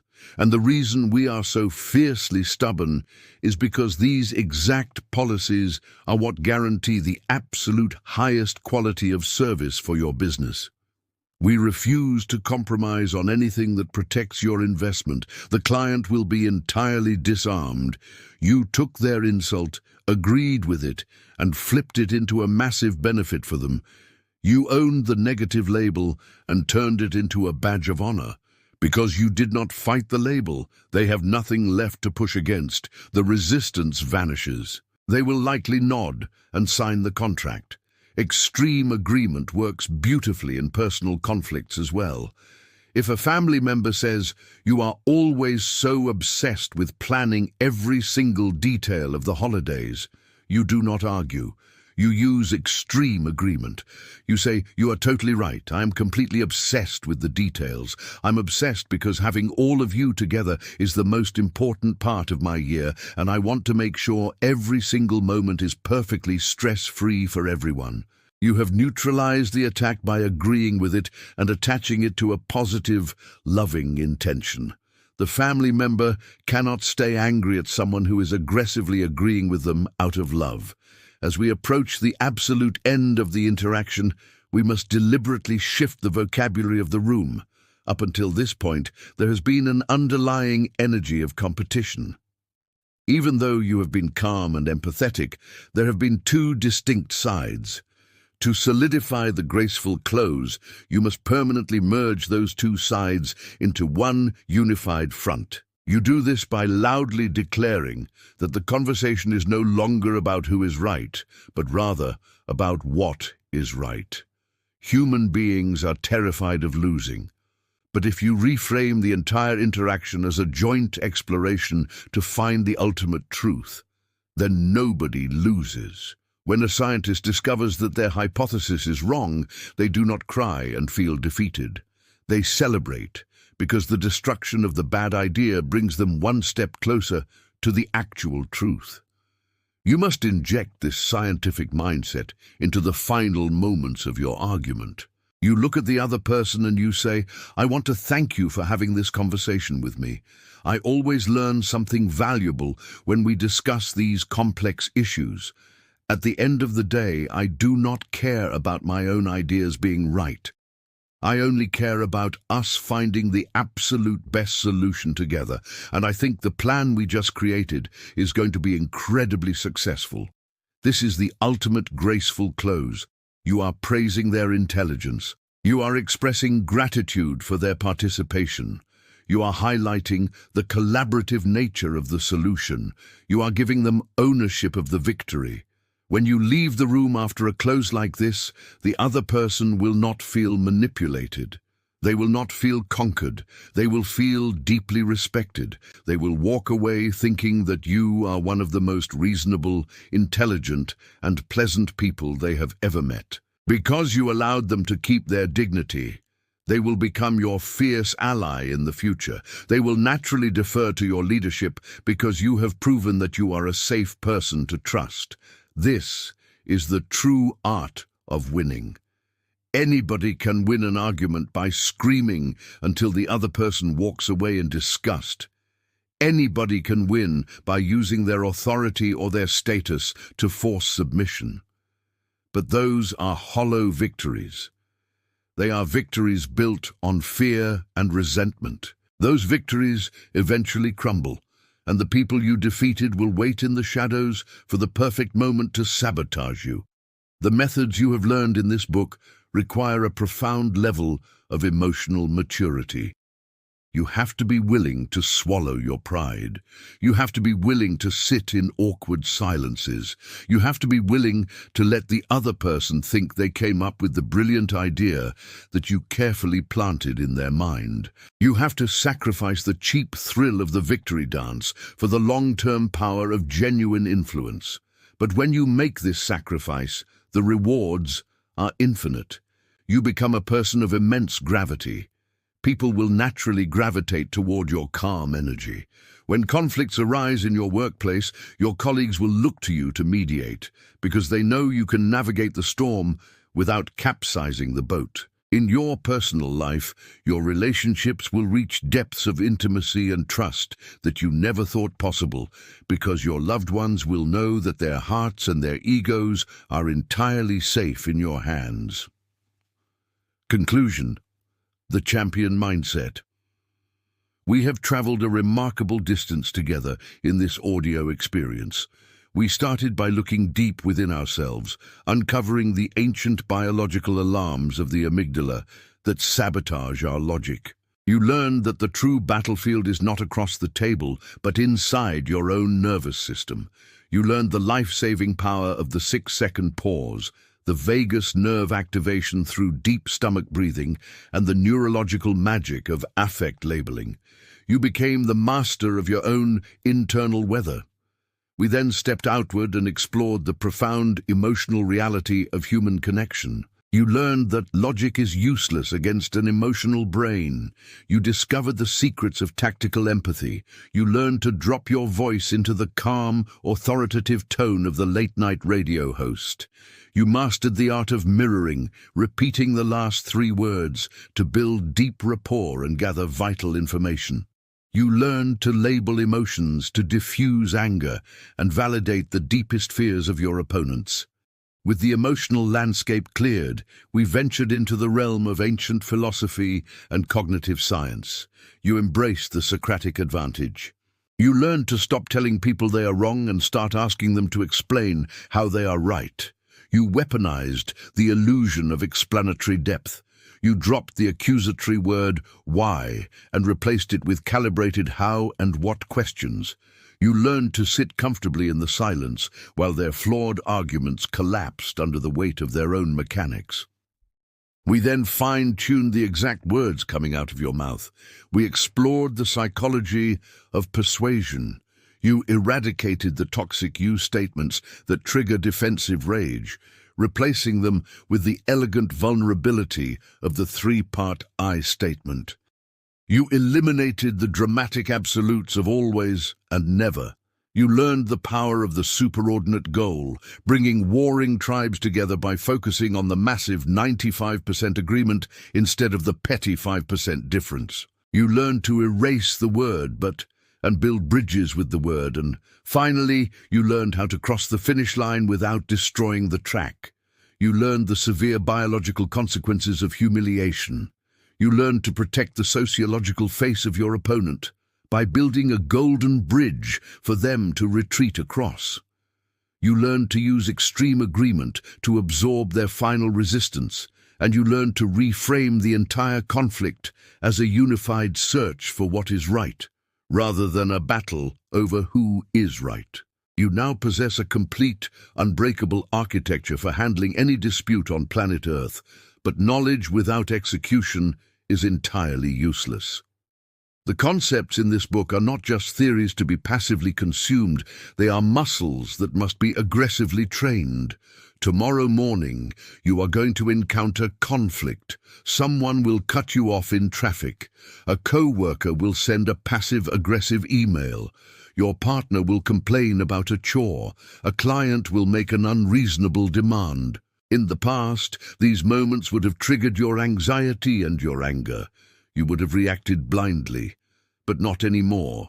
You are no longer the same person who started this book. When the conflict hits you tomorrow, I want you to smile internally. View the conflict not as a threat, but as a beautiful opportunity to practice your new mastery. Feel the heat rise in your chest and intentionally close your mouth. Take that slow, deep breath. Label the emotion. Drop your voice. Reflect their words. Ask the Socratic question. Build the golden bridge. You are going to be absolutely astonished by how easily the world bends to your calm, strategic influence. You will watch anger dissolve into cooperation right before your eyes. You will realize that you have unlocked the ultimate cheat code to human interaction. To argue and win every time is not about domination. It is about elevation.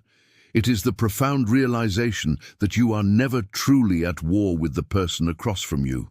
You are at war with misunderstanding. You are at war with fear. By managing your inner alarm system, listening deeply, asking the right questions, and guiding the conversation with absolute respect, you become an unstoppable force for positive resolution. You do not just win the argument, you win the person. Take these incredible tools, apply them relentlessly to your daily life, protect the dignity of everyone you speak to, and watch as your relationships, your career, and your supreme confidence completely transform. Please subscribe to Audio Waves. Keep growing, keep listening, and I will see you in the next one.